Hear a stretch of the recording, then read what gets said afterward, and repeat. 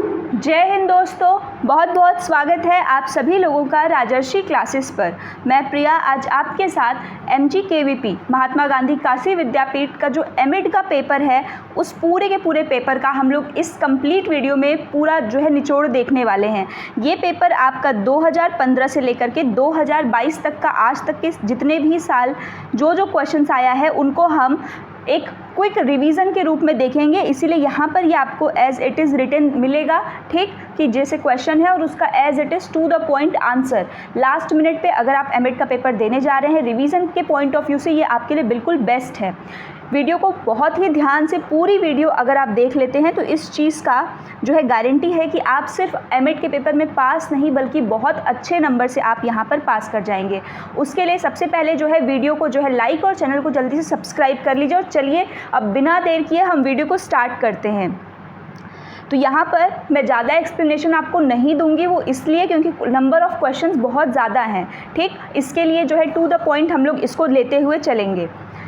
तो यहाँ पर सबसे पहला क्वेश्चन है, who gave the historical message do और डाई। तो डू और डाई, करो या मरो, ये किसका है? गांधी जी का है, ठीक है। भारत की संविधान समिति की प्रक्रिया की अध्यक्षता किसने की थी? तो संविधान समिति जो था सबसे पहले सच्चिदानंद सिन्हा जी ने की थी। और अगर आपसे ये क्वेश्चन में पूछ दे कि भाई परमानेंट मतलब स्थायी कौन थे, तब वो राजेंद्र प्रसाद होंगे, नहीं तो सच्चिदानंद सिन्हा पहले थे। Missile man of India doctor APJ Abdul Kalam. Baba Saheb Phalke पुरस्कार की प्रथम गायिका विजेता कौन थी? तो कानन देवी। क्लियर है। बाबा साहेब फाल्के पुरस्कार जो है आपका फिल्म जगत में जो दिया जाता है उसकी सबसे पहली जो गायिका विजेता है वो कानन देवी हैं। शैक्षिक मनोविज्ञान का अध्ययन किससे संबंधित है? तो ये शिष्य मतलब लर्नर सेंटर्ड होता है। सीखने की प्रक्रिया से और सीखने की स्थिति से, मतलब इन्वायरमेंट क्या है और उसका प्रोसेस क्या है। अकॉर्डिंग टू प्याजे classification of formal operational stage belongs to. प्याजे के अकॉर्डिंग जो उन्होंने अपना ऑपरेशनल स्टेज दिया था, आप सभी को पता होगा कि प्याजे की थियोरी में 4 स्टेजेस होते हैं। कौन कौन से स्टेजेस हैं आपके? तो sensory motor, pre operational, concrete operational और फॉर्मल ऑपरेशनल। तो ये लास्ट पूछ रहा है, तो लास्ट आपको पता होना चाहिए कि ये आपका जो है 12 ईयर प्लस था। तो ये आपका एडोलेसेंस जो वयस्कावस्था है उसकी बात करता है। क्लियर है। मदन मोहन मालवीय इस्टेब्लिश काशी यूनिवर्सिटी इन किस ईयर में किया था इन्होंने? तो 1934 में इन्होंने यहाँ पर किया था। क्लियर है। नेक्स्ट है, माँ बाप बनना कठिन है, यह कृत किस लेखक की है? तो ये किसका है? गिज्जू मार का, ठीक है। तो ये किसका है? गिज्जू मार का। माँ बाप बनना कठिन है, यह कृत ये लेखक है। Lord Ripon was appointed as a governor general and viceroy of British India in. तो लॉर्ड रिपन जो थे उनको भारत का गवर्नर जनरल और बाद में यही जो पद वाइस रॉय का चेंज हो जाता है वो भारत में कब आया था? तो 1880 में जो है ये भारत में आया था। The term libido was used by जंग टू इंडिकेट। जो लिबिडो जो वर्ड यूज़ किया गया ये साइकिक एनर्जी के लिए यूज़ किया गया है। लिबिडो का मतलब होता है एनर्जी पैकेट। क्लियर है। इसको हम फ्राइड के जो है साइकोसेक्सुअल थियरी के अंतर्गत भी देखते हैं लिबिडो का। तो लिबिडो जब भी पूछेगा तो ये क्या है? एक प्रकार से साइकिक एनर्जी है। A student can write a critical appreciation of a poem his learning can be said to belong to। एक बच्चा है जो कि किसी पोयम का क्रिटिकल एप्रिसिएशन लिख पा रहा है। तो क्रिटिकल जो आपका एप्रिसिएशन होता है इसका मतलब मैं आपको बता दूं कि इसका मतलब होता है कि जो कोई कविता उसने पढ़ी उसकी अच्छी चीज़ों को, उसकी बुरी चीज़ों को, सभी चीज़ों को वो समराइज कर पा रहा है। तो ये बच्चे के किससे संबंधित है? तो यहाँ पर कॉग्निटिव, अफेक्टिव, साइकोमोटर तीनों डोमेन यहाँ पर दिया हुआ है और ऑल ऑफ दीज। तो इसका ऑप्शन होगा ऑल ऑफ दीज, क्योंकि बच्चा उसको जो है आपका कॉग्निटिव संज्ञानात्मक स्तर पर भी कर पा रहा है, भावात्मक पर भी कर पा रहा है और साथ में क्रियात्मक स्तर पर भी सोच पा रहा है। क्लियर है। चलिए next question, whose name will figure in the behaviorist model of adjustment। जब भी व्यवहारवादी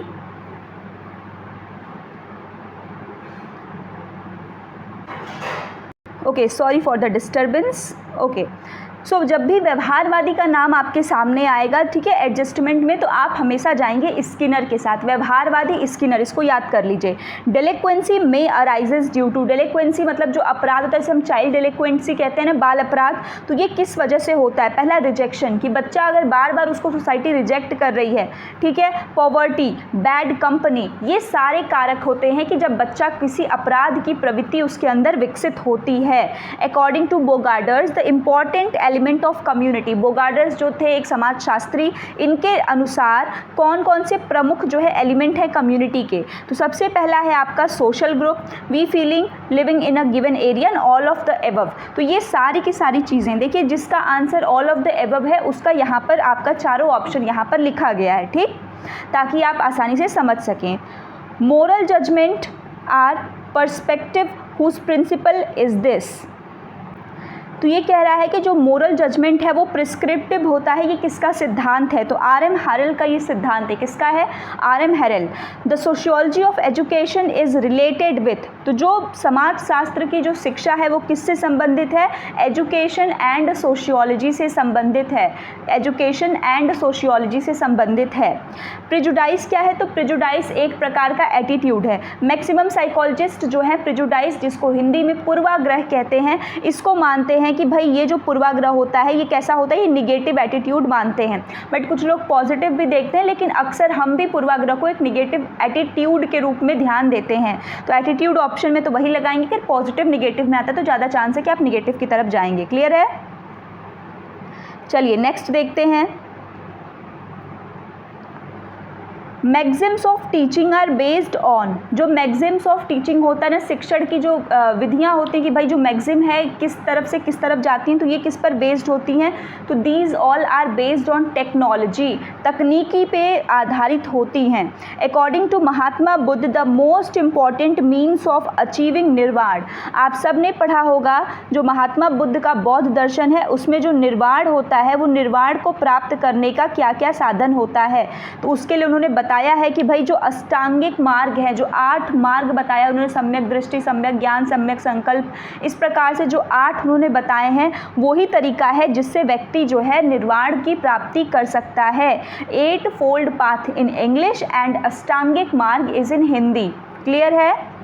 according to Thorndike the important learning is, Thorndike के अनुसार जो महत्वपूर्ण लर्निंग है, तो थॉर्नडाइक की थियरी जब भी आएगी कुछ चीज़ें यहाँ पर आपको थोड़ा सा मैं ओपन होकर के बता रही हूँ। जब भी हम बात करेंगे थॉर्नडाइक की थियरी की, तो इनके 3 प्राइमरी लॉज हैं। कितने हैं प्राइमरी लॉज? 3 है, सेकेंडरी में तो 8-9 है। तो प्राइमरी में 3 कौन कौन से हैं वो आपको याद होना चाहिए। तत्परता का सिद्धांत है, law of readiness, law of effect and law of exercise, ठीक है, प्रभाव का नियम, और एक जो आपका ये दिया हुआ है लॉ ऑफ इफेक्ट। तो देखिए लॉ ऑफ इफेक्ट में जो है कि किस चीज़ को जब आप पढ़ते हैं या यूज़ करते हैं या वो आपके दैनिक जीवन में आता है काम या नहीं आता, ये उससे इफ़ेक्ट को दिखाता है कि जैसे आप किसी चीज़ का आपके जीवन पे जितना प्रभाव है, अगर प्रभाव प्रतिदिन के कार्यों पर होगा तो आप उसको सीखेंगे रेडीनेस के साथ, बट कभी कभी होगा तो आप हो सकता है न सीखें। तो ये लॉ ऑफ इफेक्ट थॉर्नडाइक का एक इम्पॉर्टेंट लर्निंग है। हो सकता है जो ऑप्शन दिया था बाकी सब सेकेंडरी दिया था, प्राइमरी में जो अगर देगा तो वो आपका पहले ज़्यादा महत्वपूर्ण होता है। और प्राइमरी में कौन कौन सा है? Law of readiness, law of exercise and law of effect. Clear है? Which of the following is not humanistic, तो नॉट ह्यूमनिस्टिक पियाजे ह्यूमनिस्टिक नहीं है। कार्ल रोजर हो गए, आपके मेस्लो हो गए, ये लोग ह्यूमनिस्टिक्स हैं, बट पियाजे ह्यूमनिस्टिक नहीं है।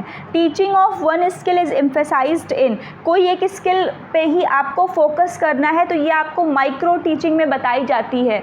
तो जितने भी लोगों ने बीएड में रेगुलर क्लासेस करके भाई माइक्रो टीचिंग की है तो वो तो ईजिली समझ जाएंगे because these are practical things, but जिन्होंने नहीं किए उसको समझिए कि जब आप माइक्रो टीचिंग करते हैं तो वहाँ पे आपको एक एक कौशल सिखाया जाता है। स्टिमुलस वेरिएशन है, ब्लैक बोर्ड राइटिंग है, चाहे कोई भी स्किल है वो आपको प्रॉपर एक एक करके बताई जाती है। जबकि जब आप क्लासरूम टीचिंग करते हैं तो वहाँ पे सारी जितने भी स्किल्स हैं वो सारी के सारे स्किल्स आप एक साथ बच्चे को दिखाते हैं, चाहे वो सेट इंडक्शन हो, क्वेश्चनिंग हो, रेनफोर्समेंट हो, सब चीज़ आप एक साथ दिखाते हैं। क्लियर है? Brainstorming method of teaching is related to, brainstorming method किससे संबंधित है? तो इसको ऑसबर्न ने दिया था। किसने दिया था? ऑसबर्न ने दिया था। ठीक है, इनकी पुस्तक थी अप्लाइड इमेजिनेशन, उसमें सबसे पहली बार ऑसबर्न ने ब्रेन स्टॉर्मिंग की बात की थी, जिसको हिंदी में मस्तिष्क उद्दोलन कहते हैं। क्लियर? मोटिवेशन एक्सप्लेन, जो अभिप्रेरणा होती है वो क्या बताती है? वाई ऑफ बिहेवियर, कोई बिहेवियर क्यों कर रहा है, क्योंकि हम कोई बिहेवियर क्यों करते हैं? मोटिवेट होकर के ही करते हैं। क्लियर है? सो वाई ऑफ बिहेवियर कौन बताता है? तो वाई ऑफ बिहेवियर बताता है मोटिवेशन। क्लियर है? चलिए नेक्स्ट, बुद्धि क्या है? तो देखिए बुद्धि, अगर देखिए इसमें ऑल ऑफ द एबव है, तो मैं आपको सिंपल बताती हूँ, इंटेलिजेंस इसको इंग्लिश में कहते हैं। अगर आप वेस्लर की डेफिनेशन देखें, चूंकि ऑब्जेक्टिव है तो उस डेफिनेशन का कोई यहाँ पे कृत्य नहीं है।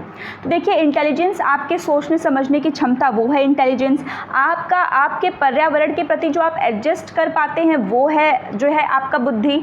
ठीक, आप कितना अमूर्त चिंतन कर पा रहे हैं वो है आपकी बुद्धि। ठीक, आप अपने दैनिक जीवन के कार्यों को कर पा रहे हैं वो है आपकी बुद्धि। तो यही सब चीज़ें मिला करके एक बुद्धि बनती है। कैपेसिटी टू गेन नॉलेज, आप ज्ञान ले पा रहे हैं अभी बैठ करके, तो आपकी बुद्धि का प्रयोग है। Method of doing particular work, किसी एक पर्टिकुलर वर्क को कर पा रहे, that is intelligence. Ability to take advantage from experience, वो है आपकी बुद्धि, and all of the above. ठीक है। IQ is equal to MA/CA into 100। तो एक क्वेश्चन तो यहीं पे आपका है कि कभी कभी फॉर्मूला ही पूछ देता है कि भाई फॉर्मूला कौन सा है, तो MA/CA, पहले मेंटल ले जाएगा फिर क्रॉनिकल ले जाएगा, मल्टीप्लाई बाई 100 करेंगे। ये दिया किसने है? तो ये टर्मन ने दिया था। जब मल्टीप्लाई बाई 100 होकर के आ जाता है तो ये देने वाले कौन है? टर्मन। जब कंप्लीट है सब कुछ तो आप याद रखिए कौन दिया है? टर्मन ने दिया है। फैक्चुअल क्वेश्चन है, इसको याद रखिएगा। According to Skinner, the knowledge of individual difference is essential for teacher. क्यों टीचर के लिए? क्योंकि स्किनर बिहेवियरिस्ट हैं, व्यवहारवादी हैं। उनका मानना है कि जब शिक्षक उसको पहचान पाएगा कि हर बच्चा अलग है, तभी तो वो अच्छे से ट्रीट कर पाएगा। क्लियर है? The cause of a person, colour, appearance, weight, height, body structure, sex difference and physical maturity is. तो यहाँ बेसिक सी चीज़ है कि ये व्यक्ति के भौतिक भिन्नताओं के बारे में बता रहा है। ठीक, मतलब व्यक्ति जो है उसका जो है शेप ऐसा है, साइज़ ऐसा है, वो मेल है या फीमेल है, तो ये सारी चीज़ें फिजिकल डिफरेंसेस को बताती हैं। Psychological type book was authored bye, ठीक, तो ये किसके द्वारा है? CG जंग द्वारा यहाँ पर ये बुक लिखी गई है, psychological type. The Latin word persona means, persona जो है ये लैटिन वर्ड है जिसका मतलब होता है मास्क, जिसको हिंदी में कहेंगे मुखौटा। ये कहाँ से आया है persona? So it comes from the word personality. जब हम व्यक्तित्व की बात करते हैं, सो दैट वर्ड पर्सनालिटी होता है ना, personality. So personality comes from the word persona. जैसे पहले पर्सनालिटी का अगर मैं आपको बताऊं जिससे आपको याद रहेगा, तो पहले के टाइम पे क्या था कि व्यक्तित्व को लोग देखते थे कि जो नाटक करने वाले कलाकार होते हैं जो अपने फेस पे मुखौटा लगा के आते हैं, सो वहीं से वो वर्ड पर्सनालिटी आया कि पर्सोना, जिसका मतलब होता है मास्क। क्लियर है? Claustrophobia has been and unnatural fear of, किस चीज़ का फियर होता है भाई? तो ये क्राउडेड प्लेसेस का जो है फियर क्लोज्ड प्लेसेस का जो है फियर होता है क्लास्ट्रोफोबिया। देखिए आप इसको याद करने के लिए ये कर सकते हैं, C से क्लास्ट्रोफोबिया एंड C से क्लोज्ड प्लेसेस, C दोनों में है। ठीक है, जैसे बंद स्थान, जैसे अगर किसी को कहीं बंद स्थान पे बंद कर दिया तो उसको कभी कभी होता है सोच के ही लोग डरने लगते हैं, तो ये अननेचुरल फियर होता है, ये आप फोबिया के अंदर पढ़ते हैं, क्लोज्ड प्लेसेस से होगा क्लास्ट्रोफोबिया। ठीक, there is a symptom of a good memory. कौन सा इसमें से अच्छी मेमोरी का सिम्टम है? तो अगर आपकी मेमोरी अच्छी होगी इसका मतलब आप चीज़ों को ईजिली रिकॉल कर पाएंगे, तो क्विक रिकॉल। क्लियर है? 16PF क्वेश्चनायर, जो 16PF आपका क्वेश्चनायर है वो किसके द्वारा इन्वेंट किया गया था? So 16PF questionnaire was invented by Guilford. अच्छा, ये क्वेश्चन नंबर 218 जो है ना, इसको आप लोग थोड़ा सा राउंड करिए, इसको मैं चेक करके आंसर कमेंट में जो है लिख दूंगी, क्योंकि मुझे लग रहा है कि इसका RB कैटल होगा, क्योंकि 16PF जो आपका है पर्सनालिटी फैक्टर, 16 ऐसे पर्सनालिटी फैक्टर के बारे में जो कि मुझे लग रहा है रेमंड बर्नार्ड कैटल ने दिया हुआ है, बट यहाँ पर आंसर गिलफोर्ड आई थिंक उसमें दिया हुआ था, तो यहाँ पे गिलफोर्ड लिखा गया है। बट ये क्वेश्चन जो है आप इसको साइड में रखिए, मैं इसका कॉमेंट में आंसर बता दूंगी, कोई दिक्कत की बात नहीं है। ठीक है, एक बार क्रॉस चेक करके आप लोग भी चेक कर लीजिएगा, इनकेस अगर मैं भूल जाती हूँ तो आप लोग भी कमेंट करके बता सकते हैं अगर ये गलत लिखा है तब। नेक्स्ट है इंक ब्लॉक टेस्ट। जब भी बात आए इंक स्याही धब्बा परीक्षण, हमेशा याद रखिए रोशा।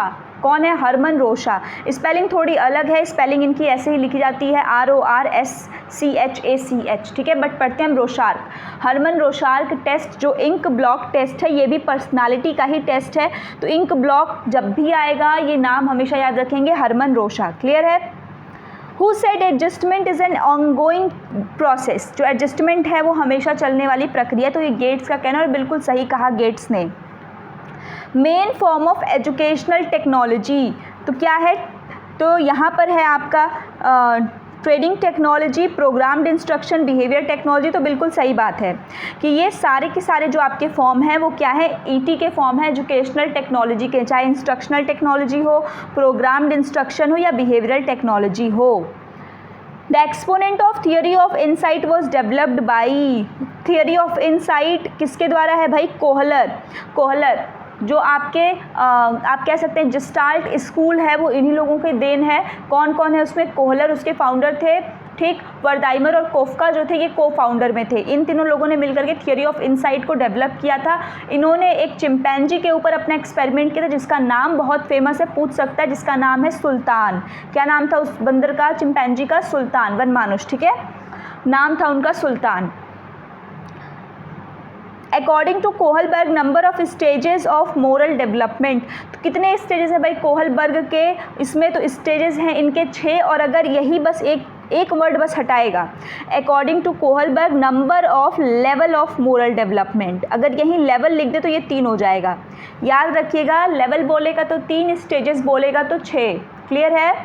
लेवल 3, स्टेजेस 6, 36 है कोहलबर्ग की थियरी में। रेनफोर्समेंट थियरी, बिहेवियरिस्ट कौन है? अभी मैंने पीछे बताया था आपको, एकदम रिलेट करके चलिए। देखिए थोड़ा सा फास्ट स्पीड इसलिए है क्योंकि ये हम लोग रिवीजन के तौर पे कर रहे हैं, लास्ट मिनट पे रिवीजन, क्योंकि आप लोगों ने पहले कभी ना कभी इसको पढ़ा था, तो इसलिए बहुत ज़्यादा डीप में मैं इसको नहीं कर रही हूँ। बट हाँ, कंसंट्रेट होकर के सुनेंगे पूरे वीडियो को ध्यान से। 2 बार अगर आपने देख लिया तो आपका मुझे लग रहा है बहुत अच्छे मार्क्स आएंगे, क्योंकि ये पेपर कहीं ना कहीं आपको क्वेश्चन खुद रिपीटेड दिखेंगे। और भाई तकरीबन हम लोग 500 से ऊपर क्वेश्चन आज कर लेंगे, उसके ऊपर तो क्वेश्चन आने की संभावना ही नहीं कि वो लोग नए क्वेश्चन थोड़े प्रोड्यूस करेंगे, इन्हीं क्वेश्चंस में से उलटफेर करते हैं, ठीक। देखिए रेनफोर्समेंट थियरी, अभी हमने बिहेवियरिस्ट में स्किनर को पढ़ा। अब एक और स्किनर के बारे में याद रखें कि जो रेनफोर्समेंट थियरी है, पुनर्बलन जो आपका सिद्धांत है, वो भी देने वाले कौन है? स्किनर। कौन है? स्किनर। तो रिलेट करके दोनों को रखिए। Which is not a measure of central tendency, range is not a measurement of central tendency। Central tendency की जो मेजरमेंट होती है उसके अंदर हम मीन, मीडियन, मोड, मध्यांक, बहुलांक और मध्यमान, ठीक, इसको हम लोग पढ़ते हैं सेंट्रल टेंडेंसी के अंदर, जबकि रेंज को नहीं पढ़ते हैं, ठीक है। Discipline must be based on and control by love was said by, तो MC डुग्गल, जो आपके MC डुग्गल हैं, इनके द्वारा कहा गया है डिसिप्लिन जो है वो प्यार से बच्चों को क्या करना चाहिए? नियंत्रण के ऊपर बेस्ड होना चाहिए। तो ये MC डुग्गल का कहना है। कैरेक्टरिस्टिक्स ऑफ सुपरविजन, सुपरविजन जो निरीक्षण होता है वो कैसा होना चाहिए? So that is democratic, that is cooperative, participatory and slammed in scientific. Clear है? मतलब कि उसमें सहयोगात्मक, ऐसा ना हो कि आपको निरीक्षण करने को दिया गया और आप सबको दमन कर रहे हैं, कि कोई बोलेगा ही नहीं, कोई कुछ पूछेगा ही नहीं। तो ये नेचुरल चीज़ें हैं, ये क्वेश्चन, ऐसे क्वेश्चन तो आप सही कर लेंगे, इसमें कोई दिक्कत नहीं है। Time table is necessary tool, time table क्यों ज़रूरी है? अब ये इतना इजी क्वेश्चन पूछा है भाई, क्योंकि आपका समय बचाएगा, रोज़ रोज़ आपको देखना नहीं पड़ेगा, आपने एक दिन सेट कर दिया, एडजस्टमेंट में अच्छा रहेगा सब चीज़, ठीक। A student success in education is depend on, किस चीज़ के ऊपर डिपेंड करती है? Ability toward education, his mental ability, home environment, all of the above. तो सही बात है कि एजुकेशन जो है उसका पर्यावरण सिर्फ शिक्षा नाम है, किंतु वो शिक्षा बच्चे के विभिन्न घटकों से संबंधित होता है, या यूँ कहें तो हर एक घटक उसके ऊपर प्रभाव डालते हैं। सिर्फ मात्रा किसी की कम होती है, किसी की ज़्यादा होती है। Is that clear? Next, Indian constitution was implemented on 26 जनवरी 1950। हम लोगों ने एडॉप्ट कब किया था उसको? एडॉप्ट एंड इनैक्ट, एडॉप्ट हमने 1949 को कर लिया था, बट हमने उसको कब से कब इम्प्लीमेंट कब से किया? तो 26 जनवरी 1950 को किया है। यूनिवर्सिटी एजुकेशन कमीशन, अब ये देखिए यहाँ से क्वेश्चन तो पूछता ही पूछता है। विश्वविद्यालय शिक्षा के आयोग के जो चेयरपर्सन या अध्यक्ष कह सकते हैं, तो सबसे पहले यहीं पर मैं आपको बताती हूँ, ध्यान से सुनिएगा।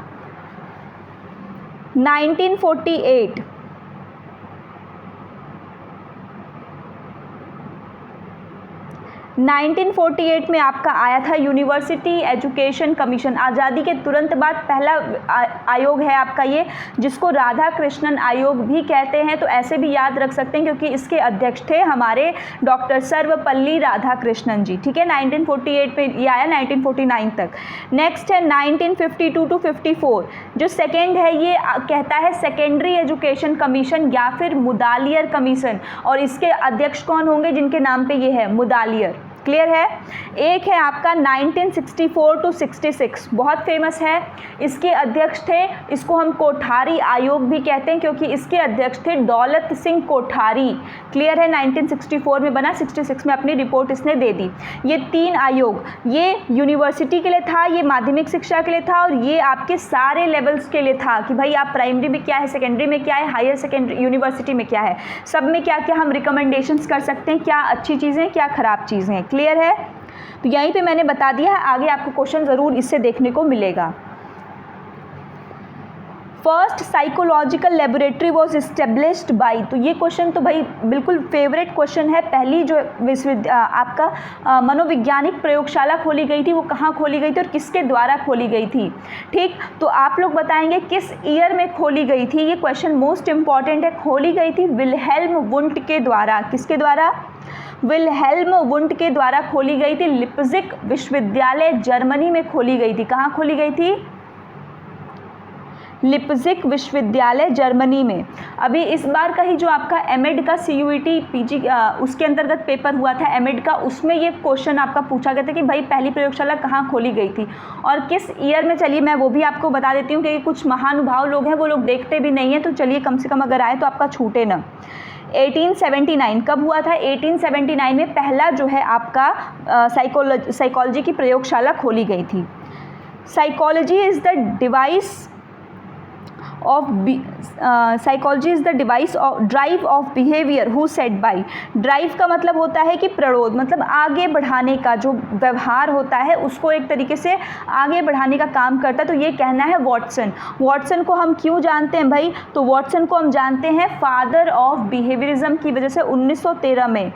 ठीक है, 1913 से इनको फादर ऑफ बिहेवियरिज्म, जो आपका व्यवहारवाद है उसका जनक किसको कहा जाता है? तो वॉटसन को कहा जाता है। वुड डिस्पैच कब हुआ था? वुड का घोषणा पत्र 1854। फैक्ट्स के जो डेट हैं उनको याद रखें।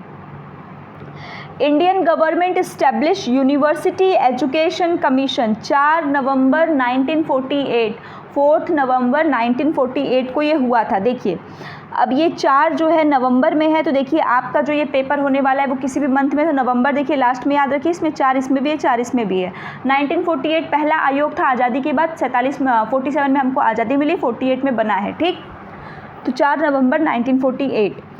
Kothari commission is also known as education commission. देखिए मैंने कहा ना क्वेश्चन उससे पूछेगा ही पूछेगा। कोठारी कमीशन का दूसरा नाम क्या है? एजुकेशन कमीशन, शिक्षा आयोग। उनका क्या था? University education commission, secondary education commission and education commission. ये 3 आयोग हैं, तीनों आयोगों को अच्छे से पढ़िएगा। ठीक, इसके साथ एनसीएफ हो गया, एनकेसी हो गया, उसके ऊपर भी अभी हम आगे जैसे क्वेश्चन आएगा डिस्कशन करेंगे। Who said health is the quality of the life that enable individual to live most and to serve best? J.F. Williams का ये कथन है। ये फैक्चुअल क्वेश्चन है, इसमें कुछ भी एक्सप्लेनेशन की ज़रूरत नहीं है, आप इसको ऐसे याद करेंगे। The direct use of learned material is called memory was defined by, मतलब कि जो आपने मटेरियल को पढ़ा है डायरेक्ट उसका यूज़ आप कर पा रहे हैं वो मेमोरी है। वो किसके द्वारा डिफाइन किया गया? तो वुडवर्थ के द्वारा। किसके द्वारा? वुड्सवर्थ के द्वारा कहा गया है।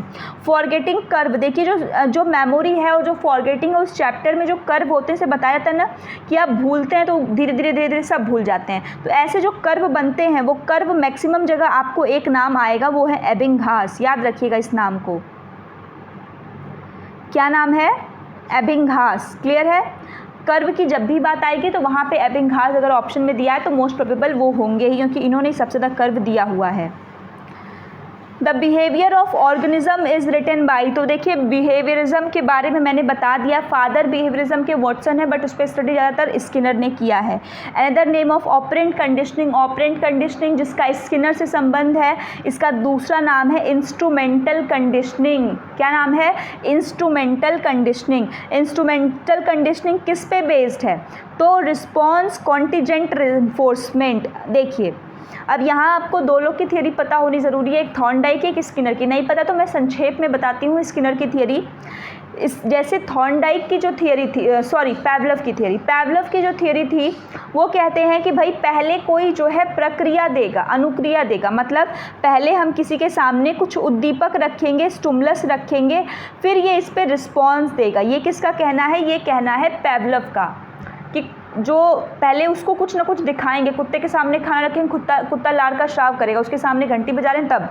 बट जो स्किनर है वो ठीक इसका उल्टा कहते हैं, इसीलिए हम पैवलव की थियरी को एसआर थियरी भी कहते हैं। बट व्हाट स्किनर सेड कि पहले उसको हम रिस्पॉन्स करने देंगे। जैसे कि बिल्ली के ऊपर किया तो बिल्ली को पहले एकदम खसोट, मतलब उसको सब अथक प्रयास करने देंगे, फिर एकाएक मतलब वो दबा लेगी लिवर को, फिर उसको आएगा, तब उसको स्टिमुलस देंगे, तब जाके उसको खाना देंगे। तो इसीलिए इनका SRS थियरी भी कहा जाता है। तो यही है रिस्पॉन्स। आप याद रखेंगे स्किनर पहले रिस्पॉन्स को प्रायोरिटी देते हैं, तो इसीलिए इनकी थियरी को रिस्पॉन्ड कॉन्टिजेंट रेनफोर्समेंट थियरी भी कही जाती है। क्लियर है? Distribution of for free statistics is called, distribution free statistics को क्या कहा जाता है? Non parametric statistics. अगर यही डिस्ट्रीब्यूशन फ्री नहीं होगा तो वो पैरामेट्रिक कहलाएगा। Clear? The research stream for of immediate application is action research. वो कौन सा अनुसंधान है जिसमें तुरंत जो है, जो आपकी समस्या उसका तुरंत जो है निवारण करने के बारे में सोचा जाता है, तो वो एक्शन रिसर्च है। आपका बीएड में एक पेपर भी होता है एक्शन रिसर्च का, इसमें मैक्सिमम हम देखते हैं तो विद्यालयी प्रॉब्लम्स को उठाया जाता है कि भाई क्या समस्या है, उसका क्या तुरंत निवारण होता है। तो अगर इमीडिएट की बात की जाएगी तब हमेशा एक्शन रिसर्च को आप पहले रखेंगे। क्लियर है? अब देखिए, मध्यमा प्रतिपदा is a cardinal principle of Buddhism. ठीक है, तो मध्यमा प्रतिपदा जो है ये किसका कार्डिनल प्रिंसिपल है, मतलब बेसिक प्रिंसिपल है। तो ये बौद्ध धर्म का जो है ये क्या है? आपका बेसिक प्रिंसिपल है। Which one is related to Buddhism? तो निर्वाण, जैसा मैंने आपको बताया, निर्वाण को अचीव करने के लिए कौन से मार्ग की बात की गई है? खुद से बोलने की कोशिश करिए, बताइए। अष्टांगिक मार्ग, जिसको अभी मैंने आपको पीछे बताया है 8 मार्ग। ठीक, मिड डे मील प्रोग्राम जो है वो खाने के लिए तो बनाया ही गया था, बट उसके पीछे का उद्देश्य क्या था? Increase enrolment. क्या था भाई? एनरोलमेंट की दर को बढ़ाना, क्योंकि जो गरीब बच्चे जो 2 वक्त का खाना नहीं खा पाते थे, जिनकी फैमिली अफोर्ड नहीं कर पाती थी, इस कारण वो बच्चों को ले जाकर के खेत में या कहीं काम करवाते थे। तो खाना देने के बहाने सरकार एनरोलमेंट बढ़ाना चाहती थी और इसका इफेक्ट भी एनरोलमेंट के ऊपर देखने को मिला था। Next question, which one of the following is audio visual aids? तो जो आपको दिया रहेगा ऑडियो विजुअल, जहाँ दोनों साथ में आ जाए, इसका मतलब कि आप अपने आँख से देख भी पा रहे हैं और अपने कान से सुन भी पा रहे हैं, जैसे अभी जो आप कर रहे हैं, that is audio visual aids. ठीक, हार्डवेयर मतलब होता है पार्ट्स ऑफ कंप्यूटर। हार्डवेयर जिसको छू सकते हैं, देख सकते हैं, टच कर सकते हैं, सॉफ्टवेयर को छू टच नहीं कर सकते। ठीक है, देख सकते हैं। विच one of the following education commission appointed in 1952? मैंने आपको बताया है अभी ऊपर ही, 1952 सेकेंडरी एजुकेशन कमीशन, दूसरा नाम मुदालियर कमीशन है। Which one of the following is related with university education commission? University का नाम आएगा तो डॉक्टर राधाकृष्णन है, तो Radhakrishnan commission. Clear? Primary education का मतलब होता है 1 से 5 तक की शिक्षा का होना। एजुकेशन जो है वो क्या है आपका? डायनामिक साइड ऑफ फिलॉसफी है। Education dynamic side of philosophy का मतलब है गयात्मक रूप से, जो है जो दर्शन है उसका ये गत्यात्मक रूप है, जो चलने फिरने वाले से दर्शन है, जो उसका मूविंग पार्ट है, वो आपका कौन है? एजुकेशन। ये जॉन एडम्स का कहना है। ये वही जॉन एडम्स है जो मानते हैं कि एजुकेशन क्या है? ये वही जॉन एडम्स हैं जो मानते हैं education is a two polar process, और अगर यही हम थ्री पोलर प्रोसेस कहते हैं तो ये किसका कहना है, जॉन डीवी का। भूलिएगा मत, ये क्वेश्चन भी इंपॉर्टेंट है। एक तरफ टीचर एक तरफ स्टूडेंट, बट फिर जॉन डीवी आते हैं, कहते हैं भाई टीचर और स्टूडेंट करेंगे क्या साथ में, एक करिकुलम भी तो होना चाहिए जिसको टीचर पढ़ाएगा और स्टूडेंट पढ़ेगा। ठीक, तो ज़्यादा ब्रॉड कॉन्सेप्ट किसने दिया है, डीवी ने। बट एडम्स का भी याद रखना है कि टू पोलर, द्विमुखी प्रक्रिया जॉन एडम, त्रिमुखी प्रक्रिया जॉन डीवी, ये भी भूलेंगे नहीं आप। और साथ में फिलॉसफी का डायनेमिक साइड है एजुकेशन, ये भी जॉन एडम्स का कहना है। Clear. Which one of the following comprise teaching skill. Teaching skill में देखिए, स्किल आप सब लोगों ने पढ़ा है, black board writing, questioning, exploring, explanation, reinforcement, stimulus variation. ठीक है, एग्जाम्पल आपका इलिस्ट्रेशन हो गया, इसके साथ ही आपका ब्लैक बोर्ड राइटिंग जो इसमें दिया हुआ है। इसी प्रकार से तमाम आपके 10-12 जो है स्किल्स होते हैं, आपको बस उसमें बताना है, तो इसमें ऑल ऑफ दिस का ऑप्शन है। Teaching principle based on, teaching का प्रिंसिपल किस पर बेस्ड होना चाहिए भाई, मनोवैज्ञानिक चीज़ों पर ही तो होना चाहिए ना, साइंटिफिक और मनोवैज्ञानिक।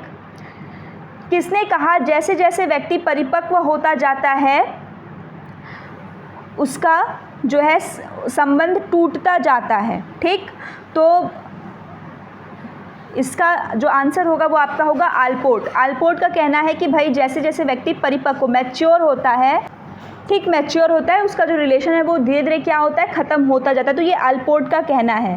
फंक्शनल ऑटोनॉमी किससे संबंधित है, जो फंक्शनल ऑटोनॉमी है, स्वायत्तता होती है, जो कार्यात्मक स्वायत्तता, ये आपके फीलिंग्स से संबंधित है। ठीक है। Inferiority complex is not related to experience of all children. जो इन्फेरियोरिटी कॉम्प्लेक्स होती है ना, हीनता की जो भावना होती है, वो सभी बच्चों में नहीं होती है, कुछ बच्चों में ही होती है। अब वो बच्चों के बचपन कैसा गुजरा है उस पर ही वो ज़्यादा डिपेंड करता है। इड और सुपर ईगो दोनों क्या होते हैं, इरेशनल होते हैं बिहेवियर में, नेचर में। इड जो होता है वो किस प्रिंसिपल पर बेस्ड होता है आपको पता होना चाहिए, फ्राइड के थियरी से पूछा गया क्वेश्चन है। तो इड आपका हमेशा जो है वो देखता है कि भाई उसको प्लेजर चाहिए, उसको सुख चाहिए, ठीक है, उसको बाकी चीज़ों से मतलब नहीं है। और सुपर ईगो किससे रिलेट होता है, तो ये मोरालिटी प्रिंसिपल पर वर्क करता है। वहीं अगर हम ईगो की बात करते हैं तो ईगो हमेशा रियलिटी प्रिंसिपल से वर्क करता है। ठीक। Who said adolescence is a state of stress and storm? It is very important and most common question, Stanley Hall. Stress and storm S से ये भी शुरू है और S से Stanley Hall भी है। ठीक है। IQ is equal to MA/CA into 100, ये फॉर्मूला भी मैंने आपको बताया। और अब आप ये बताएंगे जो अभी पीछे हमने किया था, ये पूरा फॉर्मूला देने वाले कौन हैं बताइए, रिकॉल कर पा रहे हैं? टर्मन। हमने अभी पीछे के क्वेश्चन में ही ये किया था। ठीक है, टर्मन ने कहा है। Clear. Capacity to gain knowledge क्या है आपका, intelligence. Capacity to do particular work क्या है, intelligence. Capacity to abstract learning क्या है, इंटेलिजेंस। ठीक। Fear of success concept is given by Horner. ठीक है, जो आपका सक्सेस कॉन्सेप्ट उसका जो डर है वो किसके द्वारा दिया गया है, हॉर्नर के द्वारा। मोरल डेवलपमेंट की थियरी कोहलबर्ग। स्टेजेस कितने हैं, 6। लेवल कितने हैं, 3। जैसे आपके सामने वो नाम आए आपको पूरा एज इट इज़ याद होना चाहिए। क्वेश्चन जब आप जिस दिन आपको खुद से समझ में आने लगे भाई ये नाम दिया उससे ये क्वेश्चन आएगा, उस दिन समझिए कि आपका पेपर अब निकल जाएगा। The family member education to the child. ठीक, ये इनफॉर्मली मतलब फैमिली मेम्बर जो पारिवारिक, देखिए इसमें बताती हूँ मैं आपको, फॉर्मल, इनफॉर्मल, नॉन फॉर्मल, 3 तरह की मेन एजुकेशन है जिससे क्वेश्चन आएगा। फॉर्मल का मतलब है कि टाई बेल्ट लगा करके बाकायदा सर्टिफिकेट लेकर के जाएंगे, 7 बजे स्कूल में बच्चे को छोड़ देंगे, उसके बाद बच्चे को 2 बजे वापस घर ले जाएंगे। ये जो पूरा प्रक्रिया चलता है ये औपचारिक है, पूरी औपचारिकता के साथ आपको बच्चे को पढ़ाना है। ठीक। इनफॉर्मल की बात करें, बच्चा घर पे आया, वो खाते भी पढ़ रहा है, पीते भी पढ़ रहा है, सब करते, बिहेवियर किसी को ऑब्जर्व कर रहा है, कहीं से कुछ ना कुछ लर्न कर रहा है, दैट इज़ इनफॉर्मल। अब यही जब हम बात कर लेंगे अगर नॉन फॉर्मल की, किसकी बात कर लेंगे भाई, नॉन फॉर्मल की, तो नॉन फॉर्मल एजुकेशन में क्या होगा कि जैसे मान लीजिए बच्चा है क्लास 8 तक या क्लास 10 तक या क्लास 12 तक पढ़ पाया, उसके बाद नहीं पढ़ पाया, घर में उसके कुछ प्रॉब्लम हो गई, नहीं पढ़ पाया, आगे वो चाहता है, अब वो 25 साल का हो गया लेकिन वो चाहता है कि वो ग्रेजुएशन करे, तो कैसे करे, अब तो वो जाएगा पढ़ने तो भाई सब उसके ऊपर हंसेंगे कि तुम इतने बड़े हो गए, तुम अभी तक नहीं पढ़े।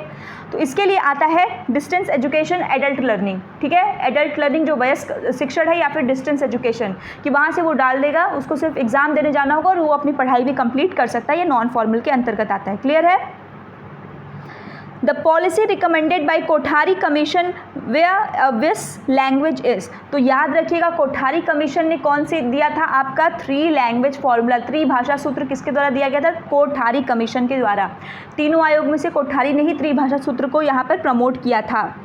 वर्बल टेस्ट से कौन रिलेटेड है? तो बोध परीक्षण, कॉम्प्रीहेंशन टेस्ट, ये जो है आपके वर्बल टेस्ट से आपके रिलेट करता है। प्रोडक्ट मोमेंट मेथड किससे संबंधित है भाई? तो पियर्सन, कार्ल पियर्सन। देखिए याद करने का तरीका, पी से प्रोडक्ट एंड पी से पियर्सन, ठीक है। तो प्रोडक्ट मोमेंट मेथड किससे रिलेटेड है? तो कार्ल पियर्सन से संबंधित है आपका प्रोडक्ट मोमेंट मेथड। क्लियर है? तो कार्ल पियर्सन जो है ये आपके प्रोडक्ट मोमेंट मेथड से रिलेटेड है। P50 equivalent to, P50 mean median mode ये देगा आपको, तो ये मीडियन से संबंधित है क्योंकि मीडियन क्या होता है? न इधर का न उधर का, बीचों बीच का जो होगा वो मीडियन होगा, याद रखिएगा हमेशा। तो यहाँ P50 दिया हुआ है, ठीक है। जैसे मान लीजिए कि ये आपका बना हुआ है, अब इसका जो बीच वाला एकदम पोर्शन है यही तो मीडियन होता है। और आपको पता है जो NPC कर्व होता है, नॉर्मल प्रोबेबिलिटी कर्व, उसका ये जो बीच वाला है यहाँ पर मीन मीडियन मोड तीनों इक्वल होते हैं। क्या होते हैं? इक्वल। बट P50 दिया तो P50 यहाँ कहीं लाई करेगा आपका बीच में, और ये क्या होगा? आपका मीडियन होगा। रैंक डिफरेंस मेथड किसके द्वारा दिया गया है भाई? स्पीयरमैन के द्वारा। तो देखिए दो आप में है, दो जो क्वेश्चन पूछता है, एक जो अभी जस्ट इसके ऊपर वाला मैंने कराया यहाँ दिख रहा है आपको, पियर्सन, और एक स्पीयरमैन, दो लोगों ने इसमें काम किया स्टैट्स वाले में। तो एक को याद कर लीजिए, दूसरा तो अपने आप आएगा तो भाई कर ही लेंगे। ऑप्शन का तो ये फ़ायदा है कि आंसर अपने सामने दिया है, बस हमको देखना आना चाहिए, वो आंखें चाहिए। और वो आंखें कैसे आएंगी? प्रैक्टिस से आएंगी, ठीक है। तो पी से पियर्सन, पी से प्रोडक्ट। तो अब जब अगली बार आपको स्पीयरमैन देगा तो भाई स्पीयरमैन में तो हमने कोई PS तो पढ़ा ही नहीं, तो स्पीयरमैन का क्या हो जाएगा? Rank difference method. आपने क्वेश्चन भी किया होगा तो भी आपको याद होगा, ईजी है ये तो। Chi square test, chi square test क्या है? ये भी आपका नॉन पैरामेट्रिक स्टैटिस्टिक्स के अंदर आता है। काई स्क्वायर टेस्ट किसके अंतर्गत आता है? नॉन पैरामेट्रिक स्टैटिस्टिक्स के अंतर्गत आता है। Which of the following is a correct regression equation? कौन सा है भाई? तो y is equal to a plus b x. कभी कभी कुछ इस प्रकार के क्वेश्चन दिए होते हैं, तो इसमें आपको ऐसे ही जो करेक्ट रिग्रेशन इक्वेशन क्या है? y is equal to a plus b x. Panchayati Raj was recommended by Balwant Rai Mehta committee report 1975। देखिए जो पंचायती राज सिस्टम जो हमारा बना है उसमें कई सारी समितियां हैं। देखिए अब यहाँ पर मैं आपको एक ट्रिक भी बता देती हूँ जो आपको काम करेगी आगे भी। जब हम पंचायती राज की बात करते हैं ना, तो इसमें कभी कभी पूछता है कि भाई 5 स्तरीय समिति की किसने आयोग ने सिफारिश की, 3 स्तरीय की किसने सिफारिश की, किसने कहा इसको ऐसे। तो आपको याद रखना है कि इसके लिए टोटल आपकी कितनी समितियां? 4 समितियां, जिसको आप याद रखें। देखिए पंचायत में हम जाएंगे तो क्या लेकर जाएंगे? बैग लेकर जाएंगे। क्या लेकर जाएंगे? बैग लेकर जाएंगे। तो BAGS, ठीक है। बी से है बलवंत राय मेहता समिति, बलवंत राय मेहता समिति जिसने कहा कि भाई 5 स्तरीय होना चाहिए। कितना स्तर? 5। अगर 5 कहेगा तो बलवंत राय। फिर है अशोक राय मेहता जो इनके बेटे थे, इन्होंने कहा कि भाई 5 नहीं 3 स्तरीय रखो, ये तो ठीक है, ठीक है। तो 5 स्तरीय हो गया, 3 स्तरीय हो गया, ठीक। क्लियर है? तो देखिए जब बलवंत, एक मिनट, जब हम बलवंत राय मेहता समिति, सबसे पहले मैं आपको चारों का बता देती हूँ। देखिए BAGS आपको समझ में आया, बैग लेकर जाएंगे। बलवंत राय मेहता समिति इन्होंने कहा कि भाई जो पंचायती राज होना चाहिए वो 3 स्तर पर होना चाहिए, 5 नहीं 3 है इनका, ठीक है, 3 स्तर पर होना चाहिए। दूसरा है जब इनके बेटे अशोक राय मेहता, ये इन्हीं का था, इन्होंने कहा कि भाई 2 स्तरीय होना चाहिए, 3 नहीं बल्कि 2 स्तरीय होना चाहिए। और जो G है, G होता है आपका GV राव, ठीक है, GV राव, इनका कहना है कि भाई हर 5 साल में चुनाव होना चाहिए पंचायती राज सिस्टम का, ठीक। और लास्ट जो S है ये है आपका सिंधवी, सिंधवी ने कहा कि भाई जो पंचायत है उसको संवैधानिक दर्जा दे दिया जाए। ये आप किसी भी कॉम्पिटिटिव लेवल के एग्जाम में बैठेंगे वहाँ पे ये क्वेश्चन पूछा जाता है जब भी पंचायती राज अगर वहाँ के सिलेबस में है। तो याद रखना है कि यहाँ पे BAGS 4 है, इन्होंने 3 दिया, इन्होंने 2, इन्होंने कहा 5 साल में चुनाव, इन्होंने कहा संवैधानिक निकाय। समझ में आया? संवैधानिक दर्जा दिया जाना चाहिए, ठीक है। 3, 2, 5 और उसके बाद आपका संवैधानिक दर्जा। तो देखिए पंचायती राज जो सबसे पहला जिसके रिकमेंडेशन पे आया तो सबसे पहले जो है वही है, कौन है? बलवंत राय मेहता समिति की जो रिपोर्ट थी 1975 में। 1975 को हम महिला वर्ष के रूप में मनाते हैं, ये भी बात आपको याद रखना है, ठीक। एजुकेशन कॉन्करेंट लिस्ट में है, पहले ये कॉन्करेंट लिस्ट में नहीं था, अब ये कॉन्करेंट लिस्ट में समवर्ती सूची में है। आपको बताना है किस संविधान संशोधन के तहत जो शिक्षा है उसको समवर्ती सूची में लाया गया है, इंपॉर्टेंट क्वेश्चन है ये। इकोनॉमिक प्लानिंग, ये भी आपकी कॉन्करेंट लिस्ट की ही जो है रिपोर्ट है। कॉन्करेंट का मतलब होता है कि इसमें जो आपका संघ की सरकार है, जो यूनियन गवर्नमेंट है, जो सेंट्रल गवर्नमेंट है, plus as well as state government है, दोनों उसके ऊपर कानून बना सकते हैं। मिड डे मील 1995 में तमिलनाडु से स्टार्ट किया गया था एनरोलमेंट को इंक्रीज़ करने के लिए। 3-4 आपके इसी में एक ही लाइन के मेरे उसमें क्वेश्चन का आंसर हो गया है। National rural health mission NRHM, गांव के जो हेल्थ है उसके ध्यान में रखने के लिए 2005 में लाया गया था आपका NRHM। Fort William college Lord Wellesley के टाइम पे था। कौन सा था? Fort William college, Lord Wellesley. किसने बनवाया था? Lord Wellesley, fort William college. Clear? अपव्यय और अवरोधन किस समिति ने बताया? तो हर्टांग समिति ने सबसे पहले इसके बारे में बात की थी। तो देखिए 2 मिनट देख लीजिए क्या होता है अपव्यय और क्या होता है अवरोधन। अपव्यय का मतलब होता है कि जैसे बच्चे ने, अगर कोई क्लास, मान लीजिए 5th का बच्चा है, क्लास 5th के बच्चे ने क्लास 5th में एडमिशन ले लिया और बीच क्लास को छोड़ करके वो चला गया। अब उसकी कुछ भी समस्या हो सकती है तो उसके ऊपर जो है यूज़ किया गया, जो टीचर उसके लिए आए, जो रिसोर्सेज है, जो पैसा है, उसका जो समय, सब कुछ बर्बाद गया ना, क्योंकि उसने तो पढ़ाई कंप्लीट ही नहीं की। तो ये अपव्यय है। और अवरोधन क्या होता है कि अब उस क्लास 5th के बच्चे का सिलेबस 1 साल का था कि 1 साल में वो क्लास 5th से क्लास 6 में चला जाएगा, किंतु वो पास ही नहीं कर पाया, उसने 2 साल ले रहा है, 3 साल ले रहा है, तो ये अवरोधन है। क्लियर? सबसे पहली समिति जिसने इसके बारे में बात की थी वो थी हर्टांग समिति, हर्टॉग समिति, आपको याद रखना है। ठीक? गुजरात विद्यापीठ के आजीवन कुलाधिपति कौन थे? तो ये थे आपके महात्मा गांधी। कौन थे? महात्मा गांधी। ठीक है? गुजरात विद्यापीठ के। यूनिवर्सलाइजेशन ऑफ एलिमेंट्री एजुकेशन, ठीक है, यूनिवर्सलाइजेशन ऑफ एलिमेंट्री एजुकेशन कितने में बात की जाती है? यूनिवर्सलाइजेशन की सार्वभौमिकरण, जो आपकी प्राथमिक शिक्षा है, जो आपकी प्रारंभिक शिक्षा है, उसके सार्वभौमिकरण की बात की जाती है आर्टिकल 45 में। कितने में की जाती है? आर्टिकल 45 में। याद रखिएगा, स्क्रैम्बल्ड बुक इंपॉर्टेंट है। किसके द्वारा लिखी गई है? नॉर्मन क्राउडर के द्वारा लिखी गई किताब है scrambled book. Scrambled book Norman Crowder, scrambled book Norman Crowder, साथ में बोलिए। Philip Jackson analysis of teaching divides teaching into. Philip Jackson की जो टीचिंग है, जो जैक्सन का है, जब आपने टीचिंग, ये आपके ईटी के पेपर में भी था, एजुकेशन टेक्नोलॉजी के, वहाँ पर जैक्सन का जो है क्लासिफिकेशन था, वो 3 फेजेस में इन्होंने इसको डिवाइड किया था। कितने में? 3 फेजेस। काम की बात ये है, जैक्सन को 3 भागों में आप याद रखेंगे। जैक्सन 3, ठीक है, J3।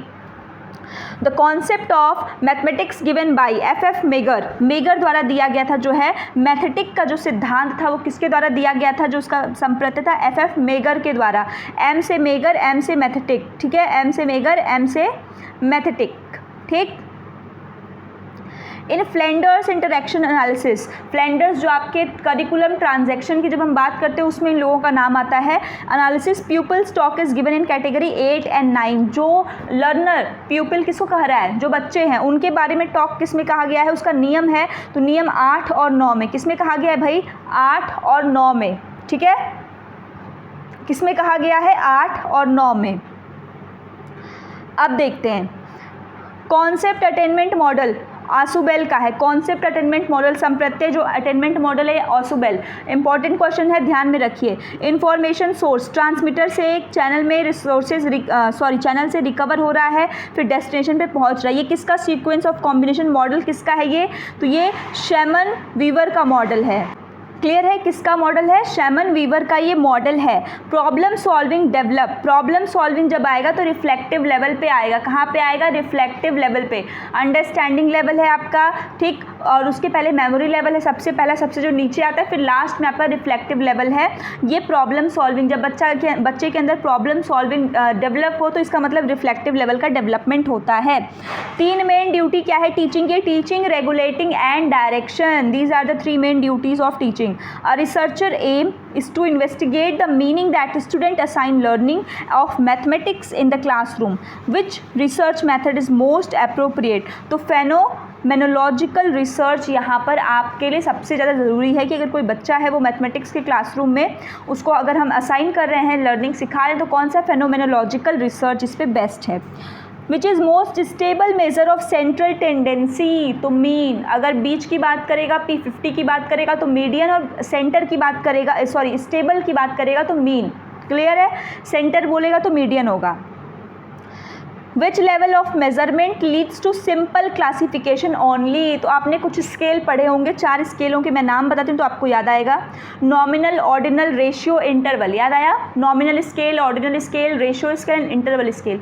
सबसे जो पहला और सबसे आसान है वो कौन है? Nominal scale. क्या है नॉमिनल स्केल? इसमें हम कुछ भी इधर उधर नहीं करते, सीधा नाम लिख करके कर देते हैं, ठीक है।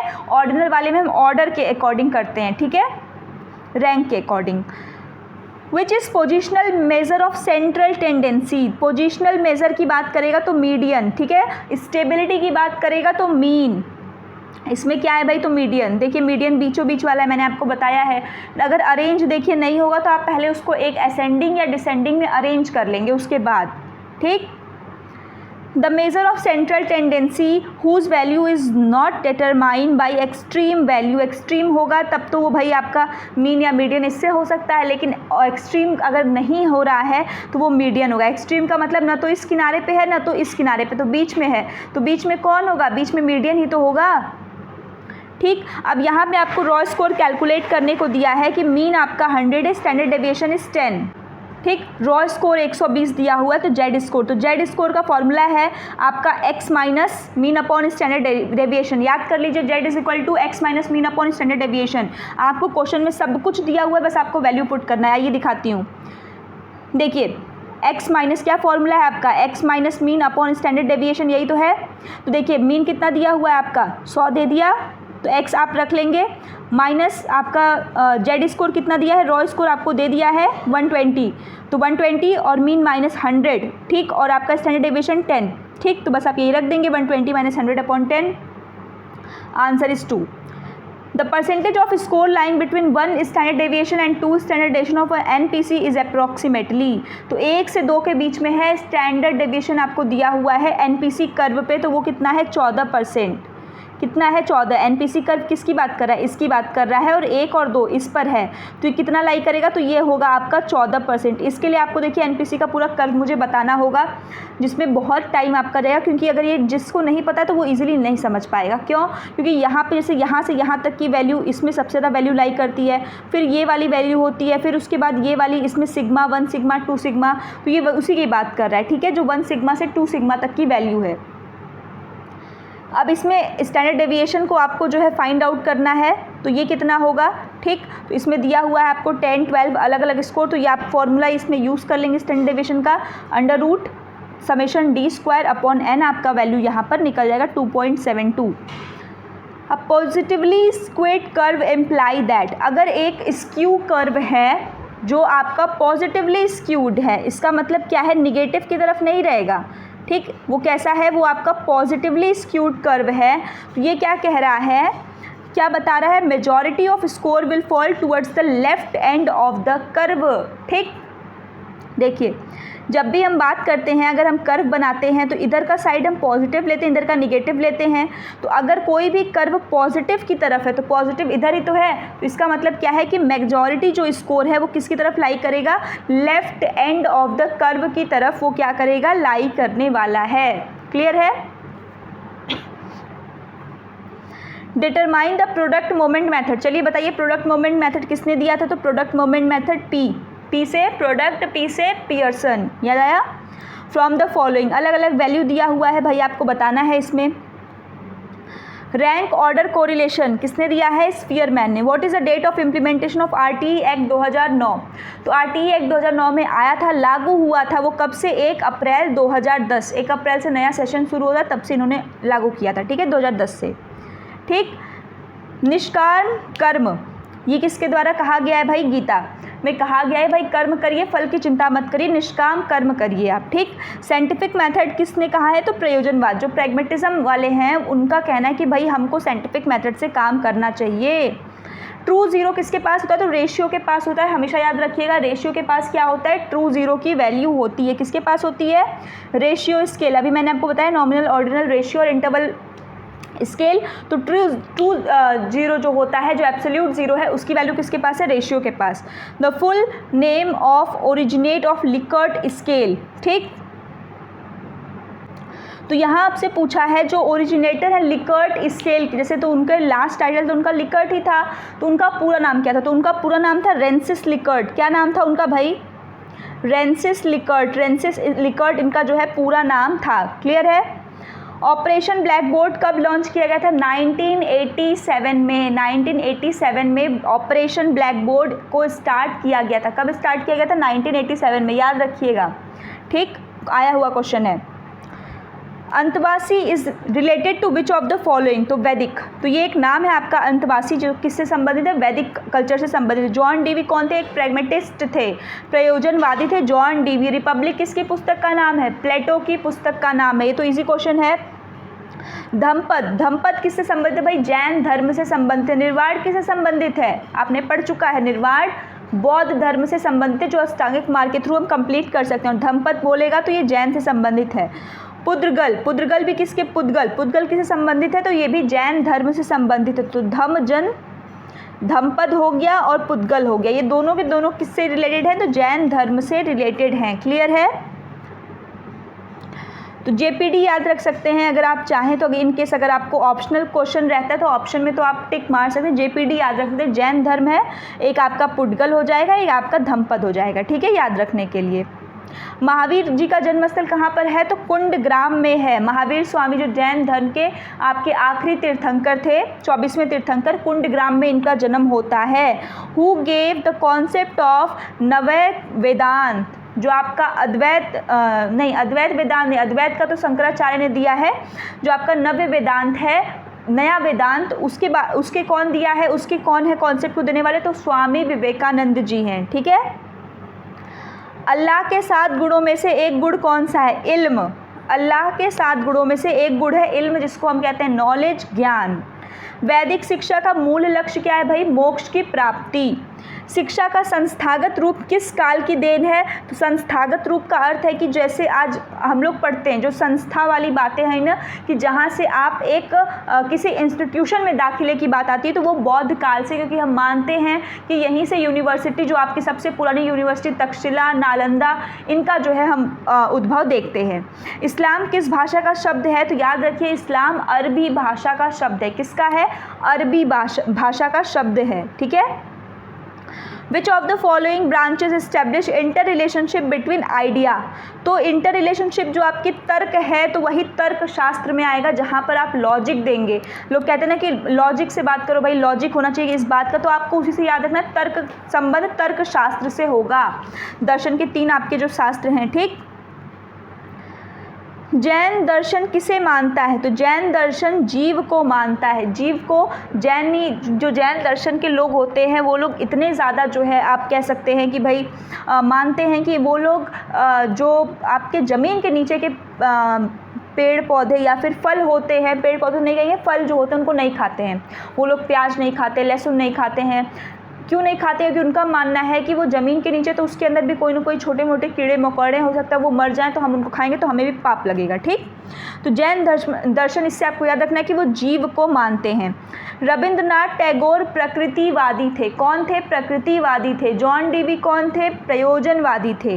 Who gave philosophy of integral yoga? Shri Aurobindo.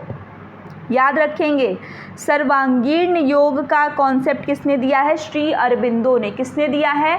Shri Aurobindo ने। स्वामी विवेकानंद का जन्म हुआ था 1863 में। कब हुआ था? 1863 में विवेकानंद जी का जन्म हुआ था। राइट टू एजुकेशन जो है 21A में इसकी बात की गई है। राइट टू एजुकेशन की बात किस में की गई है? आर्टिकल 21A में कही गई है। What is the title of the report education commission? अब आप बताएंगे एजुकेशन कमीशन का दूसरा नाम क्या है, जल्दी बताइए। कोठारी कमीशन। ठीक है, जितने लोग बता पा रहे हैं तो बहुत अच्छी बात है, आपको समझ में आ रही है चीज़ें। जितने लोग नहीं बता पा रहे हैं वो ध्यान से समझें। एजुकेशन कमीशन का दूसरा नाम है आपका क्या है? कोठारी कमीशन। दौलत सिंह कोठारी, मैंने बताया है। इसका जो रिपोर्ट होता है, जो प्रतिवेदन दिया जाता है, तो उस प्रतिवेदन का कुछ ना कुछ तो नाम होगा। तो इसका नाम था शिक्षा और राष्ट्रीय विकास। ठीक है, एजुकेशन एंड नेशनल डेवलपमेंट इसका नाम था। क्या नाम था? एजुकेशन एंड नेशनल डेवलपमेंट, शिक्षा और राष्ट्रीय विकास। निम्न में से कौन सा कोश सबसे सूक्ष्म है? सबसे सूक्ष्म मतलब सबसे जो छोटा है। आनंदमय कोश, आपने पढ़ा होगा, विज्ञानमय कोश, आनंदमय कोश, इस प्रकार से कई सारे कोश थे। 5 कोश थे। इसमें से जो आनंदमय कोश है वो सबसे छोटा कोश है। वैदिक काल में अध्ययन आरंभ होता था उपनयन संस्कार के बाद से, ठीक है, विद्या आरंभ संस्कार भी जिसको हम कहते हैं उपनयन संस्कार के बाद से। मस्जिदों में जुड़े प्रारंभिक विद्यालय, तो देखिए अगर आप बात करते हैं जब भी इस्लामिक शिक्षा की, तो मैंने बताया है कि यहाँ पर जब छोटे बच्चों की बात करेंगे तो वहाँ पर मकतब आएगा। कौन आएगा? मकतब आएगा जब हम एलिमेंट्री की बात करेंगे, ठीक है, मकतब जिसमें छोटे बच्चों को पढ़ाया जाता है। जब हम मदरसे की बात करेंगे तो ये हायर के लिए आएगा। किसके लिए आएगा? हायर एजुकेशन के लिए। तो भूलेंगे नहीं, मकतब छोटे बच्चे और मदरसा बड़े बच्चों के लिए, ठीक है। भारत में विद्यापीठों की स्थापना 1920 से शुरू हो गई थी। कब से हुई थी भाई? 1920 में। 1920 विश्वविद्यालय अनुदान आयोग, यूजीसी, यूनिवर्सिटी ग्रांट कमीशन, जिसके अंतर्गत अभी आगे आप पढ़ेंगे तो जिसके अंतर्गत आप देखते हैं यूजीसी नेट है, तो यूनिवर्सिटी ग्रांट कमीशन, विश्वविद्यालय अनुदान आयोग 1956 में इनका गठन होता है। जो आपका सेकेंडरी एजुकेशन कमीशन है ना 1952 टू 54, इसी के बाद से 56 में जो है यूजीसी का निर्माण होता है। Who was the chairperson of university education commission? देखिए रिपीटेड टाइम क्वेश्चन है और इतना इजी क्वेश्चन है। डॉक्टर सर्वपल्ली राधाकृष्णन जी हैं, ठीक है। बुलॉक्स रिपोर्ट, ये किसकी है? भाषा की एक रिपोर्ट है जिसका नाम है बुलॉक्स रिपोर्ट, ठीक है, याद रखिएगा। बुलॉक्स रिपोर्ट, जो बुलॉक आप जिसको भी आप रिलेट करना चाहे रिलेट कर सकते हैं, ये भाषा का है। किसका है रिपोर्ट? ये है लैंग्वेज, भाषा के लिए। दिवा स्वप्न वॉज रिटन बाय गिजुभाई बडेका, किसके द्वारा लिखा गया है? गिजुभाई बडेका के द्वारा लिखा गया है दिवा स्वप्न। किसके द्वारा लिखा गया है दिवा स्वप्न? गिजुभाई बडेका के द्वारा लिखा गया। ये बच्चों के लिए कहानियाँ लिखा करते थे, ठीक है, बहुत फेमस हैं, ठीक। सैम पित्रोदा आप अभी भी नाम सुनेंगे। राष्ट्रीय आईएनसी जो आपका है 1885 में जिसका निर्माण होता है, इंडियन नेशनल कांग्रेस, उसके जो है उसके एक मेंबर के रूप में हम इनको जानते हैं कि इंपॉर्टेंट मेंबर है सैम पित्रोदा। जो आपका राष्ट्रीय ज्ञान आयोग आया था उसके ये जो है अध्यक्ष थे। कौन थे? सैम पित्रोदा, ठीक है, राष्ट्रीय ज्ञान आयोग। National knowledge commission. Idealism aim of philosophy क्या है? Self realisation. जो आदर्शवाद है, दर्शन का जो आदर्शवाद की शाखा है वो आत्मानुभूति पर बल देता है। किस पर बल देती है भाई? आत्मानुभूति, सेल्फ रियलाइजेशन, ठीक है। सत्यार्थ प्रकाश जो है ये दयानंद सरस्वती द्वारा निकाली गई है, ठीक है, सत्यार्थ प्रकाश, ठीक है। Founder of central Hindu university, जो आपका CHS है, उसकी संस्थापिका कौन है? तो डॉक्टर एनी बेसेंट, आयरलैंड की रहने वाली थी। हमारे भारतीय राष्ट्रीय आंदोलन में भी इनका योगदान काफ़ी महत्वपूर्ण है, ठीक है। तो जो डॉक्टर एनी बेसेंट थी, इन्होंने CHS की फाउंडर है। ये भी क्वेश्चन रिपीटेड है। सत्यार्थ प्रकाश, जितने क्वेश्चन है ये सब रिपीटेड क्वेश्चन है, ध्यान से इनको करिएगा, ठीक है। दयानंद सरस्वती है, ठीक। साइंस डे किसके उसमें मनाते हैं? डॉक्टर CV रमन, जिनको नोबेल प्राइज़ भी मिल चुका है, उनके उपलक्ष्य में हम लोग साइंस डे मनाते हैं। क्लियर है? नेक्स्ट है निर्मला किसकी जो है आपका रिटन है? ये प्रेमचंद्र जी द्वारा रिटन है। प्रेमचंद्र जो लमही वाराणसी में रहते थे, वहाँ पर इनका स्मारक भी है। तो निर्मला किसके द्वारा है? प्रेमचंद्र जी द्वारा रचित है। नेशनल सॉन्ग किसके द्वारा रचित है? तो बंकिम चंद्र चटर्जी, ठीक है, बंकिम चंद्र चटर्जी द्वारा लिखा गया है आपका नेशनल सॉन्ग। और नेशनल एंथम कहेगा तो रविंद्रनाथ टैगोर। इसके साथ आमोर सोनार बांग्ला, ठीक है, मतलब मेरा प्यारा जो बंगाल था, ये अभी के डेट में जो है लिखा गया है। ये अभी बांग्लादेश का जो है क्या है आपका राष्ट्रगान है। किसका है? आमोर सोनार बांग्ला, ठीक है, मे बी मैं इसको राइट लिखूं बट मतलब ये आमोर सोनार बांग्ला। तो ये एट प्रेजेंट जो आपकी नीचे की हमारी नेबरिंग कंट्री है बांग्लादेश, उसका राष्ट्रगान है। ये किसके द्वारा लिखा गया है?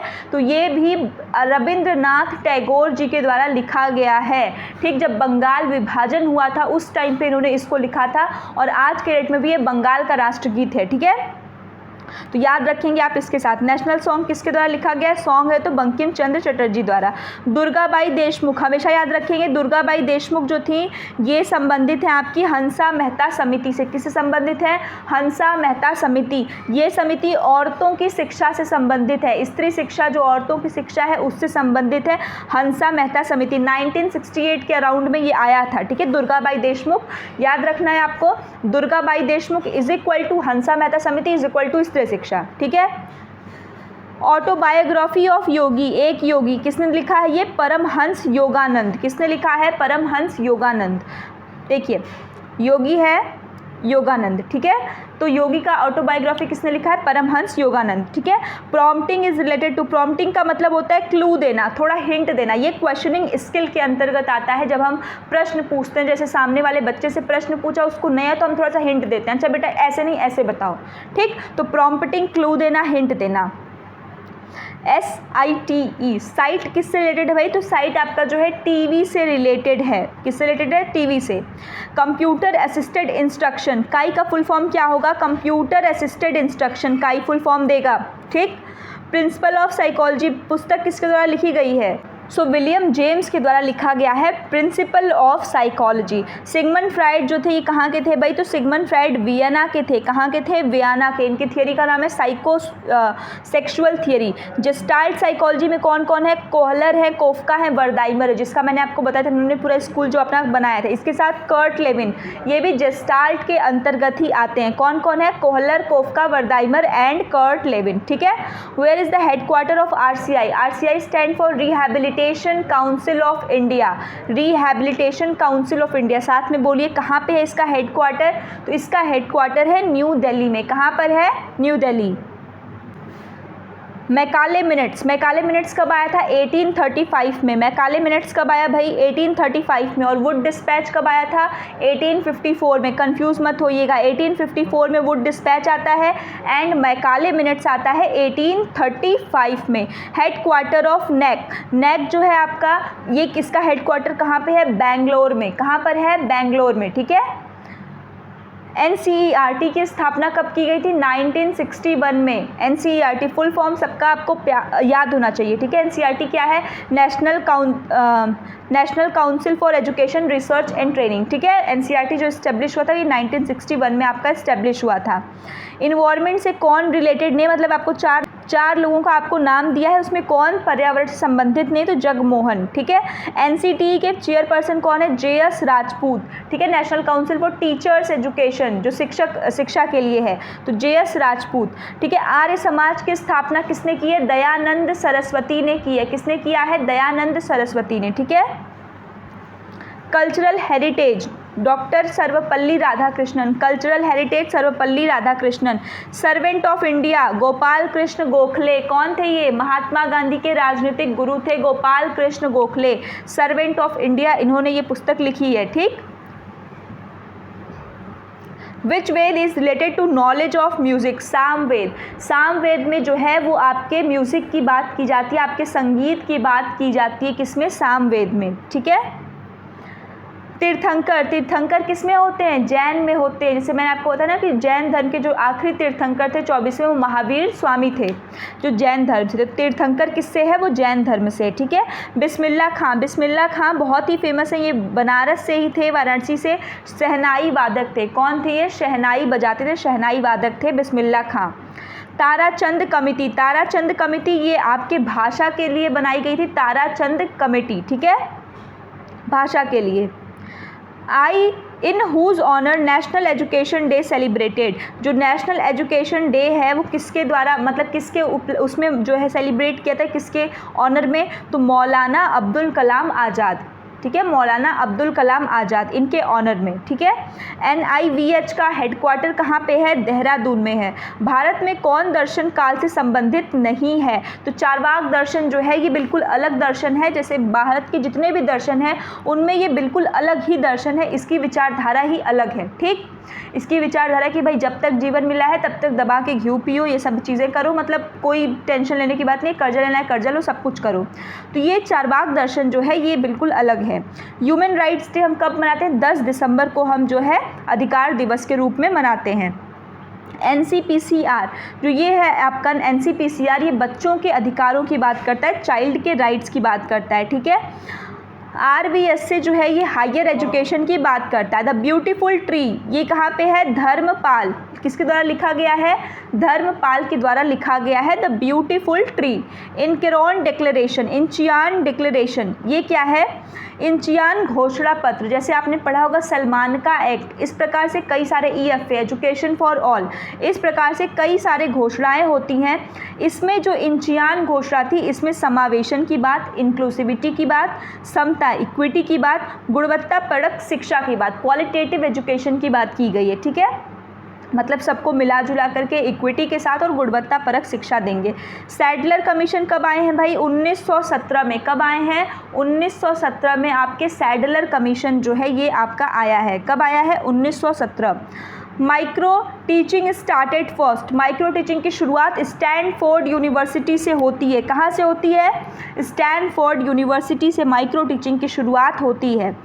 Spare the rod and spoil the child, ये क्या है, ये कह रहा है कि भाई रॉड जो है उसको तब मतलब जब गर्म है तो वो बच्चे को क्या करता है, बर्बाद। तो ये गलत है, क्योंकि जब जैसे हम कहते हैं ना कि जब लोहा गर्म हो तभी उस पर वार करना चाहिए, तभी वो टूटता है, ठीक। तो ये जो स्टेटमेंट लिखा है spare the rod and spoil the child, ये गलत है। DW एलन, एलन का संबंध किससे है भाई, माइक्रो टीचिंग से। एलन का संबंध किससे है, माइक्रो टीचिंग, ठीक। और यही सिमुलेटेड टीचिंग की बात कर दे तब वहाँ पे किसका रहेगा, वहाँ पे क्रॉनफील्ड का नाम आता है, ठीक है। तो माइक्रो टीचिंग का DW एलन द्वारा किया था। PW act, person with disability act 1995। अगर यही सेम क्वेश्चन है बस यहाँ पे R लगा दे, RPWD, तो ये 1995 से बदल करके हो जाएगा आपका 2016। कितना हो जाएगा, 2016, RPWD एक्ट, ठीक। एप्लीकेशन किससे संबंधित है, तो ये संज्ञानात्मक पक्ष से संबंधित है। मेजरमेंट, किसी भी चीज़ का अगर हम मेजरमेंट कर पाते हैं तो वो उसके क्वांटिटी को बताता है, गुण को नहीं बताता है, बल्कि उसके परिमाणात्मक स्वरूप को बताता है, ठीक है, जिसको हम मेज़र कर सकते हैं। Which one is suitable for comprehensive objective based evaluation, CRT? कौन है आपका, जैसे आपने पढ़ा होगा ना CRT NRT, तो ये CRT जो है आपका क्राइटेरियन रिलेटेड जो टेक्निक्स टेस्ट होते हैं वो आपका कॉम्प्रिहेंसिव ऑब्जेक्टिव रिलेटेड है। मेसोकर्टिक कर्व किस में आता है भाई, नॉर्मल प्रोबेबिलिटी कर्व में ये नॉर्मल होता है। मेसोकर्टिक, लेप्टोकर्टिक, प्लेटोकर्टिक, ये तीन तरह के NPC नॉर्मल प्रोबेबिलिटी कर्व के अंदर होता है, ये नॉर्मल है आपका, ठीक है। इंडियन कॉन्सेप्ट ऑफ पुरुषार्थ, इसमें 4 प्रकार की वैल्यू कही गई है पुरुषार्थ के अंतर्गत, हम सब जानते हैं। D schooling society Ivan Ilyich, important question है, ठीक है। D schooling society Ivan Ilyich, तो ये कुछ नाम है जो ऑथर्स हैं और जो बुक के जो है उनका बहुत इंपॉर्टेंट है। जैसे प्रिंसिपल ऑफ साइकोलॉजी, ये William James. D schooling society Ivan Ilyich, ठीक है।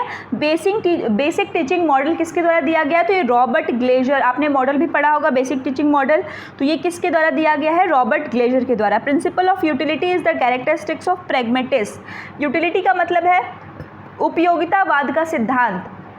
तो कौन से वाद में उपयोगिता के बारे में बात की जाती है, तो ये प्रैग्मेटिज्म, प्रयोजनवादी ही कहते हैं। Which of the following is not related to the cognitive category of educational objective, conceptualisation, ये संज्ञानात्मक पक्ष से संबंधित नहीं होता है। The primary aim of education is to removal of avidya, but secondary aim of education is to develop a morally perfect personality of individualism। तो देखिए, अविद्या को हटाना, सबसे पहले व्यक्ति के अंदर से अंधकार या अविद्या को हटाना, उसके बाद सेकेंडरी पे जब वो जाए, जब उससे ऊंची शिक्षा प्राप्त करे तो उसका एक बेहतर व्यक्तित्व का विकास करना, ये जो बौद्ध धर्म की शिक्षा थी ये उसका करना था, ठीक है। तो बुद्धिस्ट फिलॉसफी, बौद्ध दर्शन। Which of the following institution had suggested to use 17 mental abilities in writing the educational objective in behavioral term? तो आप सब ने जब माइक्रो टीचिंग करी होगी तो वहाँ पे राइटिंग बिहेवियरल ऑब्जेक्टिव्स था। 17 तरह के मेंटल एबिलिटीज़ को राइट करने की बात RCEM मैसूर जो है उसने कहा था, ठीक है। जैसे आप NCERT का पढ़ते हैं वैसे एक RCEM मैसूर का है, ठीक। इन्होंने 17 जब आएगा तो आप इसी का नाम लिखेंगे। According to whom the educational aim and methods are correlates of philosophical doctrines, तो ये जॉन डेवी का कहना है, ठीक है। किसके द्वारा एजुकेशनल एम और मेथड्स जो है आर कोलोरीज ऑफ फिलोसफिकल डॉक्ट्रिन्स, तो John Dewey. Who of the following educationists adopted the descriptive approach of studying comparative education? John Grierson, USA. DIET जो आपका है district institute of elementary training, ये primary level की training होती है जो आपका डाइट है, ठीक है। तो अगर डाइट का पूछेगा तो ये क्या होगा, प्राइमरी लेवल की ट्रेनिंग। वर्ल्ड वाइड वेब जो www है, इसके कौन है भाई, इनको खोजने वाले टिम बर्नर्स-ली, इनको बनाने वाले कौन है, Tim Berners Lee. www is equal to Tim Berners Lee, ठीक। देखिए 3H जो है ये किसके द्वारा दिया गया है, गांधी जी द्वारा। गांधी जी का कहना था कि भाई जो 3R है उससे 3H की तरफ आपको बढ़ाना है, मतलब कि आपको बच्चे से हैंड, हार्ट और जो उसका माइंड है, जो दिमाग है, उन तीनों को कोरिलेट करके उसको पढ़ाना है। इसीलिए गांधी जी ने इस पर बल दिया है 3R से 3H की तरफ जाने का, ठीक है। एक्टिविटी पर अधिक बल दिया है। Rating scale will be more appropriate. Rating scale personality को जानने के एप्टीट्यूड अगर मेजरमेंट करना हो तब के लिए बेस्ट है। नॉन पैरामेट्रिक काई स्क्वायर है। नॉन पैरामेट्रिक कौन सा आपका मेजरमेंट है, तो काई स्क्वायर। इन्फेरेंशियल स्टैटिस्टिक्स प्रेडिक्टर है। क्या है प्रेडिक्टर के टाइप में, प्रयोजनवाद जो है वो बहुत्ववाद की बात करता है, ठीक है। बहुत तत्ववाद की मतलब कई सारे तत्व हैं जो आपके लिए उपयोगी है, आप उसका प्रयोग करें। तो बहुत तत्ववाद को कौन करता है, प्रयोजनवाद। क्लियर है। RCI became a statutory body in 1993। RCI जो है वो एक स्टैट्यूटरी बॉडी, संवैधानिक निकाय के रूप में कब आती है, 1993 में, ठीक। फादर ऑफ एजुकेशनल सोशियोलॉजी कौन है, जॉर्ज पेनी। कौन है, जॉर्ज पेनी। ये कौन है, शैक्षिक समाज शास्त्र के जो है जनक हैं, कौन है, जॉर्ज पेनी। और नॉर्मल सोशियोलॉजी का बोलेगा तो ऑगस्ट कॉम्ट। क्लियर है। इंटरनेशनल लिटरेसी डे मनाया जाता है 8 सितंबर को। कब मनाया जाता है, 8 सितंबर को। साइबरनेटिक किससे रिलेटेड है, फीडबैक से। साइबरनेटिक किससे संबंधित है, आपके पृष्ठ पोषण या पृष्ठ पुष्टि से, ठीक है, फीडबैक। यूनिट मेथड किसके द्वारा दिया गया है, Morrison. Unit method Morrison. Basic teaching model method Robert Glaser. Unit method Morrison. Clear है। Unit method by Morrison. Negative education की बात किसने की है, रूसो ने। निगेटिव एजुकेशन रूसो, ठीक। UGC NCERT इग्नू, ठीक। ये इसके बारे में आपको बताना है, जैसे आपको फुल फॉर्म पता होना चाहिए। यूनिवर्सिटी ग्रांट कमीशन NCERT का हो गया आपका national council of education research and training, Indira Gandhi national institute of university, ठीक है। द 3 स्टेज ऑफ मेमोरी के 3 स्टेज याद रखिएगा। कभी कभी देता है कि which one of the following is not a part या not a stage of memory. Encoding, storage and retrieval. कौन कौन है भाई, एनकोडिंग, स्टोरेज एंड रिट्राइवल। ये 3 पार्ट आपके किसके हैं, मेमोरी के। किसके हैं, मेमोरी के। Encoding, storage and retrieval. Encoding, storage and retrieval, ठीक। वीडियो अगर पसंद आ रही हो तो वीडियो को लाइक कर दें और अपने दोस्तों तक इसको साझा जरूर करें, ठीक है। Encoding, storage and retrieval. Project method जो दिया गया है वो किलपैट्रिक द्वारा दिया गया था। जॉन डीवी के शिष्य थे। जॉन डीवी प्रैग्मेटिस्ट थे, तो ये भी प्रैग्मेटिज्म के अंदर आएगा। ये रिलेट करने का तरीका, और ऐसे ही आप इसको पढ़ेंगे भी, ठीक है। प्रोजेक्ट मेथड, पी से प्रोजेक्ट, पी से प्रैग्मेटिज्म, ये मिला सकते हैं सिंपल। बट इसको देने वाले कौन है, किलपैट्रिक। ये भी क्वेश्चन आया हुआ है। किलपैट्रिक कौन थे, जॉन डीवी के शिष्य थे। जॉन डीवी खुद भी क्या थे, एक प्रयोजनवादी थे and father of progressive school, ठीक है। Action research, Kurt Lewin. Action research कौन था, कर्ट लेविन। एक्शन रिसर्च क्या करता है भाई, इमीडिएट सोल्यूशन प्रोवाइड करने का काम करता है, ठीक है, तत्कालिक। विच of the following policy started 10+2+3 scheme. NEP 1968 और 1986 प्लस कोठारी ने 10+2 की बात की थी। उसके बाद जो आपका न्यू एजुकेशन पॉलिसी 1968 आया, फिर 86 आया, दोनों ने इसी की बात की थी।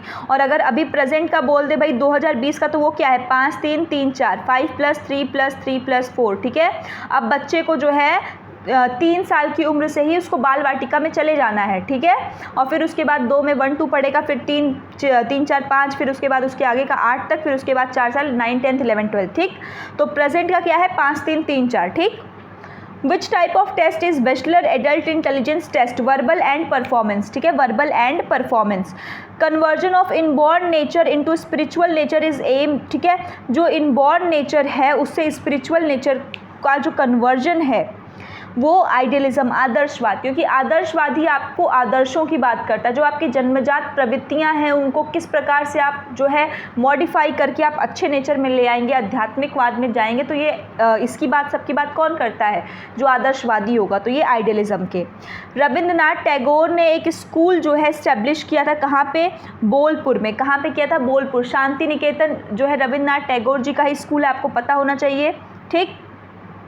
According to Dewey education means, Dewey के अकॉर्डिंग शिक्षा जो है स्वयं में ही एक उसका क्या है? जीवन। शिक्षा आपको जीवन नहीं दे, शिक्षा स्वयं ही एक क्या है? जीवन है। एजुकेशन इज लाइफ इटसेल्फ, ये उनका कोटेशन है, याद रखिए। शंकराचार्य जी का जो फिलॉसफी था वो क्या था?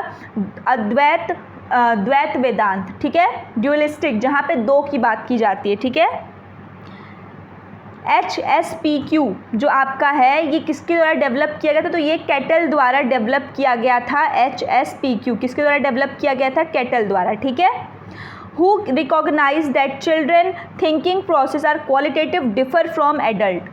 जो बच्चे सोचते हैं ना, क्वांटिटी में जो तो सेम होता है, अगर बच्चे के दिमाग में 5 लाख थॉट आ रहे हैं तो वो एडल्ट के दिमाग में भी 5 लाख थॉट ही आते हैं, बट क्वालिटी अंतर है। आप अपने भविष्य को लेकर चिंता में हैं, आपको ये सोच रहे हैं कि आपको किसके साथ रहना है, आगे कैसे लाइफ देखनी है, बट छोटे बच्चों को यार मैं कैसे वो चीज़ ले लूँ, मेरे को ये खिलौना क्यों नहीं मिल रहा है, मैं और इधर क्यों नहीं जा रहा हूँ। तो सबके बस उसका नेचर अलग है, ठीक है, उसका अमाउंट सेम है, काइंड अलग है, प्रकार है। तो ये किसका कहना है? ये जीन पियाजे का कहना है, याद रखेंगे आप, ठीक है। The objective of sergeant report 1944, ये इंडियन एजुकेशन को प्लान करने की बात कही जा रही थी सार्जेंट रिपोर्ट के अंतर्गत, ठीक है। Education is a natural hormone and progressive development of man इनेट power, pestology का कहना है कि जो शिक्षा है वो एक प्रकार से आपकी नेचुरल हार्मोन है जो आपके अंदर प्रोग्रेसिव डेवलपमेंट करती है, आपकी पावर को इंक्रीज करती है, पेस्टोलॉजी। 2 अक्टूबर महात्मा गांधी जी का, बापू का क्या है भाई? जन्मदिन है, उस दिन पैदा हुए हैं, तो उसको हम इंटरनेशनल नॉन वायलेंस डे मनाते हैं। बहुत बड़ी बात है, अंतर्राष्ट्रीय स्तर पे ये नॉन वायलेंस डे अहिंसा के रूप में मनाया जाता है, ठीक है। IQ का कॉन्सेप्ट किसने दिया भाई? तो एल्फ्रेड बिने। ये क्वेश्चन तो गलत ही नहीं करेंगे, और पूरा के पूरा फॉर्मूला लिख के दे दिया, मल्टीप्लाई बाई 100, तो टर्मन, याद रखेंगे। इन्वेंटर ऑफ योगा कौन है? पतंजलि। ये तो किससे छुपा नहीं है भाई, योगा कौन है? पतंजलि, बाबा रामदेव। रामदेव ने नहीं किया है, पतंजलि ने किया है, ठीक है। लिटरल मीनिंग ऑफ यूरिस्टिक का, यूरिस्टिक का मतलब होता है जैसे जो खोज विधि होती है ना, वो मतलब किसी चीज़ को खोज करना, डिस्कवर करना, एक्सप्लोर करना, ठीक, ये यूरिस्टिक है। Which school is establish for disadvantages group of society? Disadvantages group of society का मतलब है जिसको भाई, जिसके पास पैसा नहीं है, किसी न किसी चीज़ की कमी है।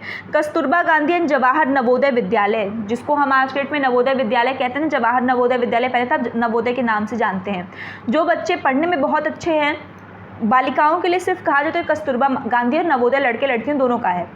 ये दोनों स्कूलों में जो बच्चे गरीब हैं बट पढ़ने में उनके पास भाई टैलेंट है, तो वो यहाँ जा सकते हैं, ठीक है।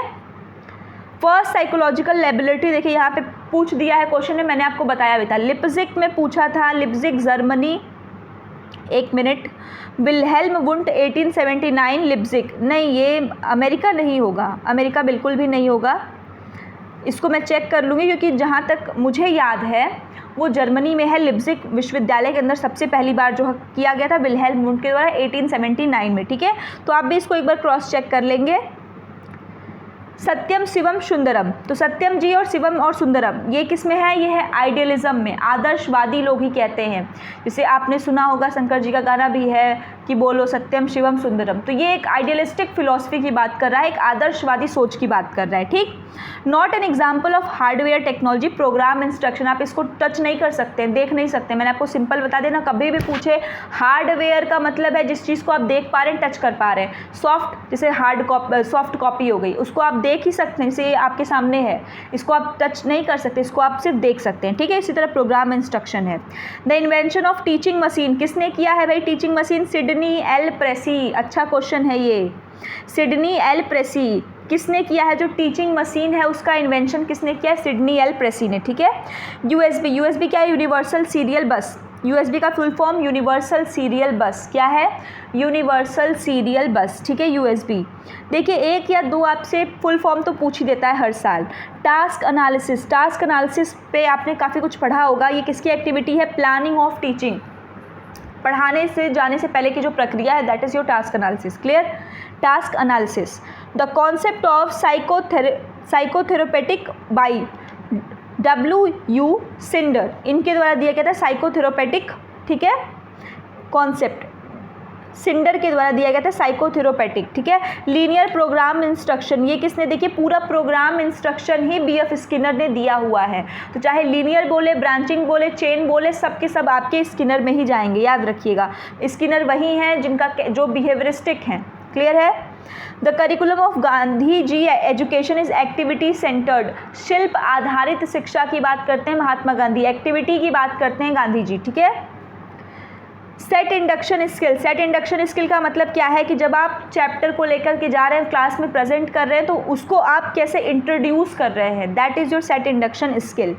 Not a social change process, तो सोशल चेंज की प्रक्रिया कौन सी नहीं, तो सेक्युलरिज्म, धर्मनिरपेक्षता, कि भाई हम सभी धर्मों को मान रहे हैं, धर्मनिरपेक्ष हैं हम, ठीक है। C.H. Rice adopted Binet test for which country, तो इंडिया। C.H. राइस ने जो बिनेट टेस्ट था वो किस देश के लिए जो है एडॉप्ट किया, एडॉप्ट करने का मतलब एज इट इज़ नहीं लिया है, उसमें थोड़े बहुत चेंजेस किए हैं, तो भारत के लिए, ठीक है। Peace education is an area of study was recommended for inclusion in the curriculum of teachers education by NCF 2005। Peace education की बात, जो शांति शिक्षा है उसकी बात की गई है नेशनल करिकुलम फ्रेमवर्क, राष्ट्रीय पाठ्यचर्या फ्रेमवर्क 2005। एक नेशनल नॉलेज कमीशन है जिसके अध्यक्ष सैम पित्रोदा थे, वो अलग है, और एक है NCF नेशनल करिकुलम फ्रेमवर्क 2005, ये अलग है। इसके अगर कहेंगे अध्यक्ष कौन थे, तो यशपाल थे, आपके यशपाल जो थे वो इसके अध्यक्ष थे, ठीक है। Beginning of family, which of the following constitutes correct sequence hierarchy of social. सबसे पहले देखिए फैमिली से क्या क्या बनता है, कैसे आपको पूछा है कि अरेंज करने को, तो पहले तो परिवार आता है, कौन आएगा भाई, पहले आएंगे परिवार, फिर रेस आएगा, फिर उसके क्लास होगा, फिर एक ट्राइब बनेगा, उसके बाद वो जा करके एक नेशन का फॉर्मेशन करेगा, ठीक है। तो family, race, class, tribe, nation, ठीक है। परिवार, प्रजाति, जाति, वर्ग, राष्ट्र, इस प्रकार से। Which philosophy say that do not care to know various theory about God and soul, do good and be good, that will take you and whatever truth there is। देखिए जो बौद्ध धर्म है वो कहता है भगवान की खोज, क्योंकि वो भगवान को तो मानते नहीं है। महात्मा बुद्ध ने तो खुद ही कहा है कि भाई भगवान आपको मूर्तियों में नहीं मिलेंगे, आप स्वयं के अंदर ही है, मतलब आपको उनको खोजने की ज़रूरत नहीं है, आप अच्छा कर्म करिए, आप अच्छा करिए, खुद के साथ अच्छा करिए, सामने वाले के साथ अच्छा करिए, सब अच्छा होगा। तो ये फिलॉसफी किसकी है, बुद्धिज़्म की है, बौद्ध धर्म की है, ठीक है। Advance organiser model, David Ausubel. अब बताइए बेसिक टीचिंग मॉडल किसके द्वारा दिया गया है भाई, याद आना चाहिए आपको, रॉबर्ट ग्लेजर। अब ये एडवांस ऑर्गेनाइजर मॉडल किसके द्वारा है, डेविड आसुबेल, किसके द्वारा है, डेविड आसुबेल। क्लियर है। Which is related to reliability, personal error जो है वो रिलायबिलिटी, जो आपकी विश्वसनीयता होती है उससे संबंधित है personal error. Not a recurring expenditure on purchase of land, इसमें रिकरिंग एक्सपेंडिचर, देखिए एक्सपेंडिचर जो खर्च होता है ना वो दो तरीके का होता है। जैसे आपने कोई चीज़ परचेज़ की, समझिएगा आपने कोई चीज़ परचेज़ की तो उस पर दो तरीके के खर्च होते हैं। एक मान लीजिए कि आपने एक्सपेंडिचर किसी चीज़ पे किया, XYZ कोई चीज़ आपने लगा दिया। एक वो होता है ना कि जिस पे आपको महीने या 6 महीने 5 महीने 1 साल पे आपको हमेशा उसको मेंटेनेंस देना होता है, ठीक। जैसे आपने गाड़ी खरीद ली, गाड़ी की मेंटेनेंस है, गाड़ी में पेट्रोल भरवाना है, वो भी आपकी एक एसेट ही है, एक्सपेंडिचर ही है, लेकिन आपको उस पर रोज़ रोज़ खर्च भी करना है, तब वो बढ़ रही है। एक एक्सपेंडिचर है कि आपने ज़मीन खरीद ली, ज़मीन पे रोज़ रोज़ जाकर के आपको पानी नहीं देना है, आपने एक बार ज़मीन खरीद लिया, वो ज़मीन आपकी 10 साल 20 साल में आपको उससे दुगना तिगुना पैसा, आप तो ज़मीन का रेट भी आप देख रहे हो उस हिसाब से बढ़ रही है। तो मतलब ये रिकरिंग एक्सपेंडिचर क्या है कि बार बार, रीअकर, अकर का मतलब होता है एक बार ना, री जहाँ लग जाए तो रीअकर का मतलब बार बार।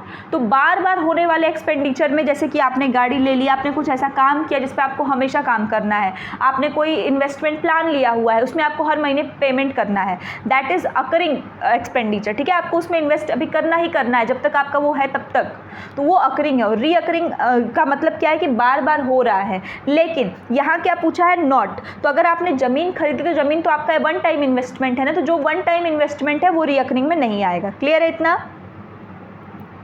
एड्यूसेट क्या है भाई, ये एड्यूसेट किस ईयर में किया गया था? इंडिया की एजुकेशनल सैटेलाइट है, ये आपको बताना है। मेल क्रोमोसोम होता है XY, फीमेल होता है XX। There are total number of 23 pair of chromosomes होते हैं। कितने होते हैं भाई? 23 पेयर की बात कर रही हूँ मैं, पेयर, इंडिविजुअल नहीं। एक पेयर में 2 लोग होते हैं, ठीक है। तो 46 क्रोमोसोम्स, और पेयर की बात करेगा तो 23 भूलिएगा मत। फीमेल के लिए हमेशा XX एंड मेल के लिए हमेशा XY। क्लियर है? Who advocated the creation of a classless society is, ठीक, क्लासलेस सोसाइटी, जहाँ पे भाई क्लास ना देखा जाए, कौन मीडियम वर्ग का है, कौन गरीब है, कौन अमीर है। तो कार्ल मार्क्स, आपको पता होगा कार्ल मार्क्स एक बहुत प्रोमिनेंट नाम है। तो मार्क्सवादी जो सोच है वो कहती है वो क्लास को हटाते हैं, ठीक है, कोई बड़ा छोटा नहीं है। Which one is not symbolises social heritage, norms जो होते हैं वो सोशल हेरिटेज को नहीं दिखाते हैं, ठीक है। अब यहाँ पे आपको अलग अलग Q1, Q2, Q3 ये दिया हुआ है, इसको रहने दीजिए। देखिए ये जो दिया हुआ है अगर आप इसको देखेंगे ना तो ये Q1, Q2, Q3 ये आपके वही कर्व वाला क्वेश्चन। जैसे Q1 है तो ये 25% का है, Q2 है तो इसमें Q1 और Q2 दोनों मिल लिया, तो अगर एक 25 है तो 2 50 हो जाएगा। जब Q3 आएगा तो ये पहला, दूसरा और तीसरा तीनों मिल जाएगा, तो 25 + 25 + 25 तो ये 75 हो जाएगा। ये बात कह रहा है, ठीक है। NEP 2020 में 5 3 3 4, तो ये जो 5 है ये किसके लिए स्टैंड कर, तो बच्चे जो पहला वाला 5 बता रहे हैं, तो ये जो एज है बच्चे की वो 3 साल से 8 साल। मैंने आपको बताया ना कि बच्चा जो है 3 साल से अब इनरोल हो जाएगा और जाएगा बाल वाटिका में। उसको पढ़ाया लिखाया कुछ नहीं जाएगा, लेकिन वो बाल वाटिका में जाएगा और वहाँ पे चीज़ों को सीखेगा, ठीक है। तो 3 से जोड़ लीजिए, आगे 5 कर लीजिए, 3 4 5 6 7 8 8 ऐसे ही हो जाएगा। 3 स्टार्टिंग का याद रखेंगे एज इट इज़, याद करने की ज़रूरत भी नहीं है। Who is exponent of experience centered curriculum, अनुभव आधारित पाठ्यक्रम के बारे में जॉन डीवी जो है ये इसके समर्थक हैं, ठीक है। जॉन डीवी, एक्सपीरियंस की बात करेगा तो John Dewey. Most reliable measure of variability, जो वेरिएबिलिटी है उसका सबसे ज़्यादा मतलब विश्वसनीय माप कौन सा है, तो स्टैंडर्ड डेविएशन। कौन है भाई? SD। NCTE जो आपके शिक्षक शिक्षा की जो बात की जाती है, ये बॉडी कब आई है? 1993 ये वही साल है जब आपका rehabilitation council of India RCI एक स्टैट्यूटरी बॉडी के रूप में शामिल होती है, ठीक है। इन सर्विस एजुकेशन की बात कौन कर रहा है? एजुकेशन कमीशन, दूसरा नाम है कोठारी कमीशन, 1964 से 66 में, ठीक है। इन सर्विस कमीशन की बात ये करता है। क्लियर है? ग्रेट बैरियर इन सोशल चेंज, ग्रेट बैरियर इन सोशल चेंज कौन है भाई? सामाजिक को जो आपकी परिवर्तन है उसको बदलने में कौन बाधक का काम करता है? तो ये धर्म है, ठीक। सभी अपने अपने धर्म है कि भाई हमारा धर्म इसकी इजाज़त नहीं था, पता नहीं क्या, ठीक है। Which philosophy believe in the durability of existence, ठीक, प्रकृतिवादी एंड सोल, तो ये सांख्य दर्शन कहता है। कौन कहता है? सांख्य दर्शन, ठीक है। ये ड्यूरेबिलिटी ऑफ एग्जिस्टेंस, जो एग्जिस्टेंस है, जो आपकी कह सकते हैं आप एग्जिस्टेंशियलिज्म है, उसकी प्रकृति में बिलीव करता है और सोल में, ठीक है। तो एक प्रकृति है और दूसरा कौन है? आपका जीवन है, ठीक है। प्रकृति तो वो मानता है कि 2 लोग हैं, तो ये सांख्य दर्शन मानता है। कौन मानता है? सांख्य दर्शन। टेस्ट रिलायबिलिटी अफेक्टेड होती है टेस्ट लेंथ पे, कितना लंबा है उसके ऊपर भी विश्वसनीयता इफेक्ट होती है। NCTE जो टीचर के लिए बनाई गई है 1993 में, अभी मैंने बताया उसका हेडक्वार्टर है न्यू दिल्ली में। कहाँ पर है? न्यू दिल्ली में। विच of the following approach of teaching was least practised during Gurukul period, so experimentation ये सबसे ज़्यादा कम जो है उस समय पे यूज़ होता था, ठीक। क्यों? क्योंकि शिक्षक टीचर सेंटर्ड था। क्या था? टीचर सेंटर्ड उस टाइम मेथड था। तो टीचर सेंटर्ड मेथड होने की वजह से, शिक्षक केंद्रित होने की वजह से एक्सपेरिमेंट के चांसेस बच्चों को ज़्यादा नहीं मिलते थे, ठीक है। किसने कहा था कि मानव में भौतिक और आध्यात्मिक ज्ञान पहले ही से ही विद्यमान है और वो अज्ञानता के पर्दे से ढके रहते हैं? तो ये कोई नहीं बल्कि स्वामी विवेकानंद जी हैं। मतलब आपके अंदर आपकी शक्ति, इनका शिक्षा का क्या था कि व्यक्ति की, मनुष्य की अंतर्निहित पूर्णता को अभिव्यक्त करना ही शिक्षा है, जो आपके अंदर पहले से निहित है। और एक शिक्षक क्या करता है? उसी आपके अंदर के गुणों को बाहर निकालता है, और यही बात विवेकानंद जी यहाँ पर कह रहे हैं। कोफिशिएंट ऑफ कोरिलेशन किसके किसके बीच में लाई करता है? तो -1 से +1 के बीच में ये लाई करता है, ये आपको याद रखना है। क्लियर है? -1 से +1 के बीच में। NCFTE, ठीक है, national curriculum framework for teacher education 2009। NCTE अलग है, NCFTE अलग है, याद रखिएगा। ये 2009 में है, ये भी शिक्षक शिक्षा से संबंधित है। किससे संबंधित है? शिक्षक शिक्षा से, ठीक है। कह रहा है जो कलकत्ता विश्वविद्यालय है, कलकत्ता विश्वविद्यालय आयोग के अध्यक्ष कौन थे? तो सैडलर कमीशन, जो मैकाल सैडलर, यही थे उसके जो है आपके कमीशन के प्रेसिडेंट। क्लियर है? Which theory of transfer of learning was proposed by Charles Judd? Charles Judd द्वारा कौन सी थियरी दिया गया? तो थियरी ऑफ जनरलाइजेशन, सामान्यीकरण का सिद्धांत। तो सामान्यीकरण का सिद्धांत किसके द्वारा दिया गया है? चार्ल्स जड द्वारा दिया गया है। क्लियर है?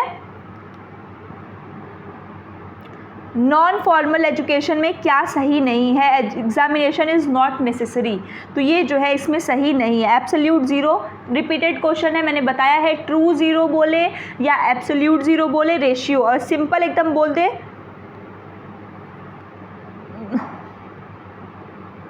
ट्रू ज़ीरो कहे या एब्सोल्यूट ज़ीरो कहे, that is related to ratio scale. और अगर एकदम सिंपल की बात करें तो वो आपका नॉमिनल स्केल में आएगा, ठीक है।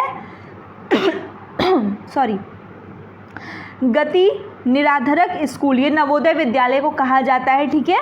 गति निराधरक स्कूल, नवोदय विद्यालय, ठीक है। नवोदय विद्यालय का दूसरा नाम क्या है? गति निराधरक स्कूल।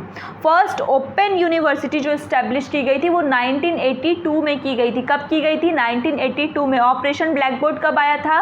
1987 में, ठीक है, 1987 में। इसी तरह आपको क्रम से चीज़ों को याद करते चलना है, ठीक है।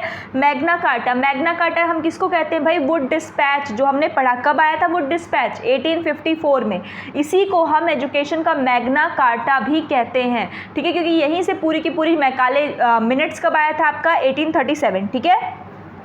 इसी के बाद से वुड डिस्पैच के बाद से पूरी एजुकेशन सिस्टम चेंज हो जाता है, ठीक है, इसीलिए इसको हम मैग्ना कार्टा भी कहते हैं। फर्स्ट ओपन यूनिवर्सिटी कब हुई थी इस्टेब्लिश? 1982 में। कब हुई थी? 1982 में। To boost a type is a type of sublimation, ठीक है। टू बूस्ट जो है मतलब सब्लिमेशन बेसिकली क्या होता है? एक प्रकार का आपका ईगो डिफेंस मैकेनिज्म होता है, जिसमें हम क्या करते हैं कि जैसे कोई निगेटिव फीलिंग है उसको पॉजिटिव फीलिंग में कन्वर्ट करना ही क्या होता है? सब्लिमेशन होता है, ठीक है। किसने इस बात पर बल दिया था कि शिक्षा का उद्देश्य बच्चों में विश्व बंधुत्व की भावना और अंतर्राष्ट्रीय समझ का विकास होना चाहिए? तो ये रविंद्रनाथ टैगोर जी का कहना है कि भाई इसका उद्देश्य बच्चों में क्या होना चाहिए? विश्व बंधुत्व की भावना का विकास और अंतर्राष्ट्रीय समझ का विकास होना चाहिए। क्लियर है? न्याय दर्शन, न्याय दर्शन के फाउंडर कौन है भाई? महर्षि गौतम। न्याय दर्शन के कौन है? महर्षि गौतम, ठीक। जैसे आपने अपने योगा का देखा पतंजलि थे, उसी तरह न्याय दर्शन के कौन है? महर्षि गौतम। एजुकेशन डे हम मनाते हैं 11 नवंबर को। कब मनाते हैं? 11 नवंबर को। Who said that education is a midwife of democracy? ये जॉन डेवी का कथन है कि भाई जो शिक्षा है वो मिडवाइफ है किसकी? डेमोक्रेसी की, आपके लोकतंत्र की। तो ये जॉन डेवी का कथन है। इंडक्टिव थिंकिंग टीचिंग मॉडल, जो इंडक्टिव टीचिंग थिंकिंग मॉडल है किसके द्वारा दिया गया है? तो ये हिल्डा टाबा के द्वारा दिया गया है। हिल्डा टाबा का जो आपने पढ़ा भी होगा, ठीक है। इंडक्टिव थिंकिंग टीचिंग मॉडल, ठीक है।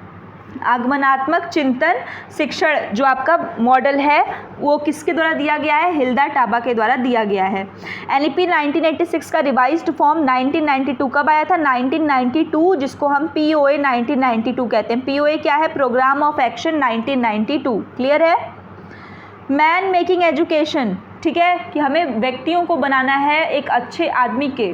तो ये किसका कहना है? विवेकानंद जी का। If 5 is added in all score then 1 will remain unchange. तो ये कौन है? स्टैंडर्ड डेविएशन होता है, ठीक है। Concept of school complex, school complex की बात कहे, ठीक, तो किसने कहा है? कोठारी आयोग ने कहा है। किसने कहा था? कोठारी कमीशन ने। 16 PF कैटल, देखिए क्वेश्चन स्टार्टिंग में जिसमें मैंने आपको कहा था, जिसमें उसमें गिलफोर्ड लिखा हुआ, देखिए यहाँ लिखा हुआ है 16 PF was given by cattle. वो आंसर एकदम सही है जो मैंने आपको बताया, ठीक है। गिलफोर्ड नहीं होगा उसका आंसर, ठीक। Not related to Jainism philosophy, तो निर्वाण बौद्ध धर्म से संबंधित है, जैसा मैंने आपको बताया, जिसको अचीव करने के लिए अष्टांगिक मार्ग दिया गया है, ठीक।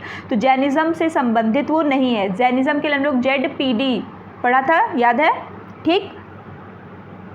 प्रोजेक्टिव टेस्ट, आपको कई सारे ऑप्शन दिए थे। प्रोजेक्टिव टेस्ट प्रक्षेपण जो है परीक्षण कौन सा है? TAT, थीमेटिक एप्रिसिएशन टेस्ट, जो मुर्रे और मॉर्गन द्वारा दिया गया है वो प्रोजेक्टिव टेस्ट के अंतर्गत आता है। शांति निकेतन जो वेस्ट बंगाल में है, established by Rabindranath Tagore. Who say that education does not bring about social change, rather than social change result into an educational change। ये दुर्खिम का कथन है जो एक समाजशास्त्री हैं, ठीक है, कि एजुकेशन का मतलब सामाजिक परिवर्तन लाना नहीं होता है, बल्कि सोशल चेंज कब आता है? वो जब एजुकेशन में चेंज होता है तब उससे आता है, ठीक है। ऑब्जर्वेशन ऑफ वन ओन्स बिहेवियर, खुद के बिहेवियर को देखना, जैसे हम अगर खुद के बिहेवियर को ऑब्जर्वेशन कर रहे हैं तो ये इंट्रोस्पेक्शन होता है, अंतः निरीक्षण विधि। Who believe in the theory of behaviourism, तो फादर ऑफ बिहेवियरिज्म कौन है? वॉटसन। तो उनके साथ सेकेंड ऑप्शन में पैवलव दिया है, तो ये वॉटसन और पैवलव दोनों लोग हो जाएंगे। इसके साथ स्किनर भी हो सकते हैं, ठीक है। टू फैक्टर थियोरी किसने दिया है? टू फैक्टर थियोरी इंटेलिजेंस की, और किसने दिया है? स्पीयरमैन ने। इंटेलिजेंस की थियोरी है स्पीयरमैन ने दिया है, वही स्पीयरमैन जिन्होंने स्टैटिस्टिक्स के पोर्शन में जिनका आप रैंक ऑर्डर मेथड पढ़ेंगे, और दूसरे एक पियर्सन है जिनका आप प्रोडक्ट मोमेंट मेथड पढ़ेंगे। क्लियर हो रहा है? वन फैक्टर थियोरी बोल दे तो वो भी बुद्धि का ही सिद्धांत है, वो बिने द्वारा दिया गया है। क्लियर है? ECCE ये 3 साल से कम के बच्चों के लिए होता है, ठीक है। Early childhood care and education, 3 साल से कम के जो बच्चे होते हैं, छोटे होते हैं, उनके लिए। NEP 2020 वॉज अप्रूव्ड इन, कब ये अप्रूव हुआ, मतलब कब से आपको जो है यहाँ लागू कर दिया गया? तो 29 जुलाई 2020 से। कब से हुआ भाई? 29 जुलाई 2020। अब देखिए, आप याद करने के लिए कर सकते हैं कि आपके मैक्सिमम जो एग्ज़ाम हो रहा है किस उसमें मंथ में हो रहा है? जुलाई में हो रहा है, अभी जुलाई चल भी रहा है, तो ये 29 जुलाई 2020 में जो है ये हो गया था, ठीक है, last of July. Article 46 of the Indian constitution upgraded which welfare of untouchable, educational और इकोनॉमिकल। तो अनटचेबिलिटी की बात आर्टिकल 17 में की जाती है, आर्टिकल 17, ठीक है, और आर्टिकल 46 में उनके एजुकेशनल और इकोनॉमिकल वेलफेयरमेंट की बात की जा रही है, ठीक है। टीचर्स ऑफ मकतब, मकतब कौन है भाई? हमने 2 बताया, मकतब छोटे बच्चे, मदरसा बड़े बच्चे। तो मकतब में जो होते हैं वो कौन होते हैं? मौलवी। कौन पढ़ाते हैं मकतब में? मौलवी साहब पढ़ाते हैं, ठीक है। The ceremony for initiating education in Muslim is बिस्मिल्लाह। बिस्मिल्लाह एक आपका खानकाह, जिसको हम सेरेमनी कहते हैं, हमारे हिंदू धर्म में उपनयन संस्कार होते थे, वैदिक कल्चर में जिसको हम विद्यारंभ भी कहते थे, वैसे ही इस्लाम शिक्षा में बिस्मिल्लाह होता था, जो आपके 444 पर स्टार्ट होता था। 444 क्या है? 4 साल 4 महीने 4 दिन के दिन पर बच्चे से जो है यहाँ एजुकेशन स्टार्ट कराई जाती थी। ये भी तथ्य आप याद रखें। School time table school activity से संबंधित है। Effective school management improve performance, अगर स्कूल मैनेजमेंट अच्छा होगा तो इससे आपकी परफॉर्मेंस भी इम्प्रूव होगी। प्रोजेक्ट मेथड देखिए पीछे दिया था, जो प्रैग्मेटिज्म से रिलेटेड था, वही मैंने आपको बताया था किलपैट्रिक है। तो देखिए कुछ क्वेश्चंस ऐसे रिलेट करके पूछे जाते हैं, एक याद करेंगे तो बाकी हो जाएगा। प्रोविजन ऑफ इक्वल अपॉर्चुनिटी की बात किसमें की गई है? आर्टिकल 16 में कही गई है इसकी बात। अभी आप देखेंगे, देखिए अगर आप करंट से रिलेट कर पाते हैं तो शायद ये आप लंबे टाइम तक याद रख पाते हैं। देखिए अभी BPSC की परीक्षा हो रही है, बहुत सारे ऐसे आप में छात्र छात्राएं होंगे जो उसके लिए भी अप्लाई कर रहे होंगे। निश्चित सी बात है कि अगर आप एमएड का पेपर दे रहे हैं तो भाई आप टीचर बनने के लिए ही दे रहे हैं। तो जब एमएड का जब BPSC में अगर आपने ध्यान दिया होगा तो उन्होंने ऑल स्टेट्स को कहा है कि भाई आप भी आकर एग्जाम दे सकते हैं, जिसका विरोध हो रहा है, ठीक। तो उन्होंने किस चीज़ का हवाला दिया था? उन्होंने आर्टिकल 16 का ही हवाला दिया था, अगर आपको याद हो तो। आर्टिकल 16, यही आर्टिकल 16 है जो इक्वल अपॉर्चुनिटी की बात करता है कि भाई आपको सबको बराबर का जो है समान अवसर दिया जाएगा किसी भी टर्म पे, रेस पे, कास्ट पे, क्रीड पे, सेक्स पे, किसी भी चीज़ पे आपको जो है डिफ्रेंशिएट नहीं किया जाएगा। यही वो आर्टिकल 16 है। तो उम्मीद है कि आइंदा कभी भी आर्टिकल 16 आएगा तो आप भूलेंगे नहीं। इसके ठीक एक बात 17 वाला अनटचेबल है, और 17 के बाद वही 46 पे चला जाएगा, तो वो उन्हीं अनटचेबल्स के एजुकेशन और इकोनॉमिकल वेलफेयरमेंट की बात करता है। क्लियर है? Internet explorer web browser www किसने बनाया है? टिम बर्नर ली। क्वेश्चन आया हुआ है, मैंने बताया है पीछे आपको। इंटरनेट एक्सप्लोरर क्या है? एक वेब ब्राउजर है। ब्राउजर का काम क्या होता है? जिस पर हम जाके सर्च करते हैं, जैसे आप लोग अलग अलग चीज़ सर्च करते हैं वैसे ही, ठीक है। Universities of India establish for better quality, ताकि यूनिवर्सिटी जो विश्वविद्यालय वो बेटर हो सके, इसके लिए IOAC का गठन किया जाता है। किसका गठन है भाई? IOAC का गठन, ठीक है।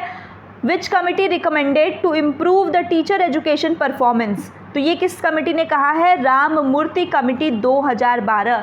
शिक्षक शिक्षा की बात आप देखेंगे 2012 के बाद से ही जो 2015 उसमें बीएड का सिलेबस भी आपका बदला, फिर अभी एमएड का भी बदल रहा है। तो ये अलग अलग आयोग बनते हैं कि भाई शिक्षक शिक्षा को किस प्रकार बेहतर किया जा सके, ठीक। तो लेकिन अब ये आपकी राममूर्ति कमेटी है जो आपको अभी याद रखना है, अभी बिल्कुल इधर उधर की बात हम नहीं करेंगे, बिल्कुल टू द पॉइंट, ठीक है। राममूर्ति कमेटी 2012, ठीक। चलिए अब अगला प्रश्न देखते हैं। देखिए अगला प्रश्न देखने से पहले आप सभी लोग जो लोग चैनल पर नए हैं, पहली बार वीडियो को देख रहे हैं या पहली बार चैनल पर विजिट कर रहे हैं, तो वीडियो को सब्सक्राइब ज़रूर कर दें और इतना मेहनत करने के लिए एक लाइक भी ज़रूर कर दें, ठीक है। समाज का वैज्ञानिक अध्ययन किसने किया है भाई? तो मैकाइबर का कथन है कि समाज का वैज्ञानिक अध्ययन मैकाइबर, ठीक है। समाज सामाजिक संबंधों का जाल है, किसने कहा है? मैकाइबर एवं पेज ने, ठीक है। फर्स्ट एजुकेशन मिनिस्टर कौन थे? मौलाना अब्दुल कलाम आज़ाद। इसीलिए इन्हीं के उसमें अभी आपने एक क्वेश्चन देखा था ना कि किसके ऑनर में हम एजुकेशन डे मनाते हैं, तो मौलाना अब्दुल कलाम आज़ाद। तो ये वही चीज़ है कि भाई फर्स्ट एजुकेशन मिनिस्टर क्यों मनाते हैं? क्योंकि यही हमारे पहले शिक्षा मंत्री थे। कौन थे? मौलाना अब्दुल कलाम आज़ाद, ठीक है। CAI किससे रिलेटेड है? आपका ऑपरेंट कंडीशनिंग से रिलेटेड है। किससे संबंधित है? ऑपरेंट कंडीशनिंग, ठीक है। कंप्यूटर असिस्टेड इंस्ट्रक्शन, ठीक है। Name of Doordarshan educational television channel? ज्ञान दर्शन। जो दूरदर्शन आपने देखा होगा जो आपका DD न्यूज़ वाला है, उसमें जो एजुकेशन से संबंधित चैनल है उसका नाम क्या है? तो उसका नाम है आपका ज्ञान दर्शन। क्या नाम है उसका? ज्ञान दर्शन। विश्वविद्यालय अनुदान आयोग के प्रथम अध्यक्ष कौन थे? तो विश्वविद्यालय अनुदान आयोग UGC कब बना है भाई? UGC ईयर बता चुकी हूँ मैं आपको पहले ही अभी इसी वीडियो में। तो UGC के जो पहले प्रोफेसर थे वो थे SS भटनागर जी। कौन थे? SS भटनागर। कब बना है? याद आना चाहिए आपको, नहीं आ रहा है तो वीडियो को देखिए एक बार, तो आप नॉर्मल व्यू में देखिए, उसके बाद जब रिवाइज करेंगे ना तो इसका क्वालिटी स्पीड थोड़ा बढ़ा लीजिएगा। हालांकि मैं खुद भी काफ़ी स्पीड में हूँ, बट फिर भी एक बार जब आप देख लेंगे तो रिवीजन कम से कम अगर आप 2 बार करके जाते हैं तो निश्चित अगर आप इसको देख लेते हैं ना तो आपका पेपर बहुत ही अच्छे नंबर से होगा। अगर आपके पास पहले से बेसिक इन सब का थोड़ा भी ज्ञान है तो ये वीडियो आपके लिए बिल्कुल समझिए एक ब्रह्मास्त्र की तरह काम करेगी, ठीक है। तो 1956 में विश्वविद्यालय अनुदान आयोग बनता है, पहले अध्यक्ष SS भटनागर जी हैं, ठीक है। Indian institute of advance study बिटिन इन कहाँ पे है ये भाई? लोकेटेड इन शिमला, ठीक है। Advance study, Indian institute of advance study, ठीक है, IIAS, ठीक है। कहाँ पे है? शिमला में है, ठीक है। शिमला में क्या है भाई? आलू अनुसंधान केंद्र है शिमला में, ठीक। अच्छा 4-5 जानकारी मैं इसलिए आपको बता रही हूँ क्योंकि 4-5 में से कुछ नहीं तो आपको 1-2 तो याद रही जाएगी, ठीक। और 1-2 ही बताऊंगी तो वो तो गायब ही हो जाएगा। Present system of examination does not evaluate the domain of objective. जो प्रेजेंट सिस्टम है भाई ये साइकोमोटर डोमेन को इवेलुएट नहीं कर पा रहा है। साइकोमोटर डोमेन का मतलब है एक्टिविटी सेंटर्ड, कि बच्चे को पता नहीं कि उसका एप्लीकेशन क्या है, बस रट रहे हैं, हम जान रहे हैं, और ये बात सच्चाई भी आप देख सकते हैं।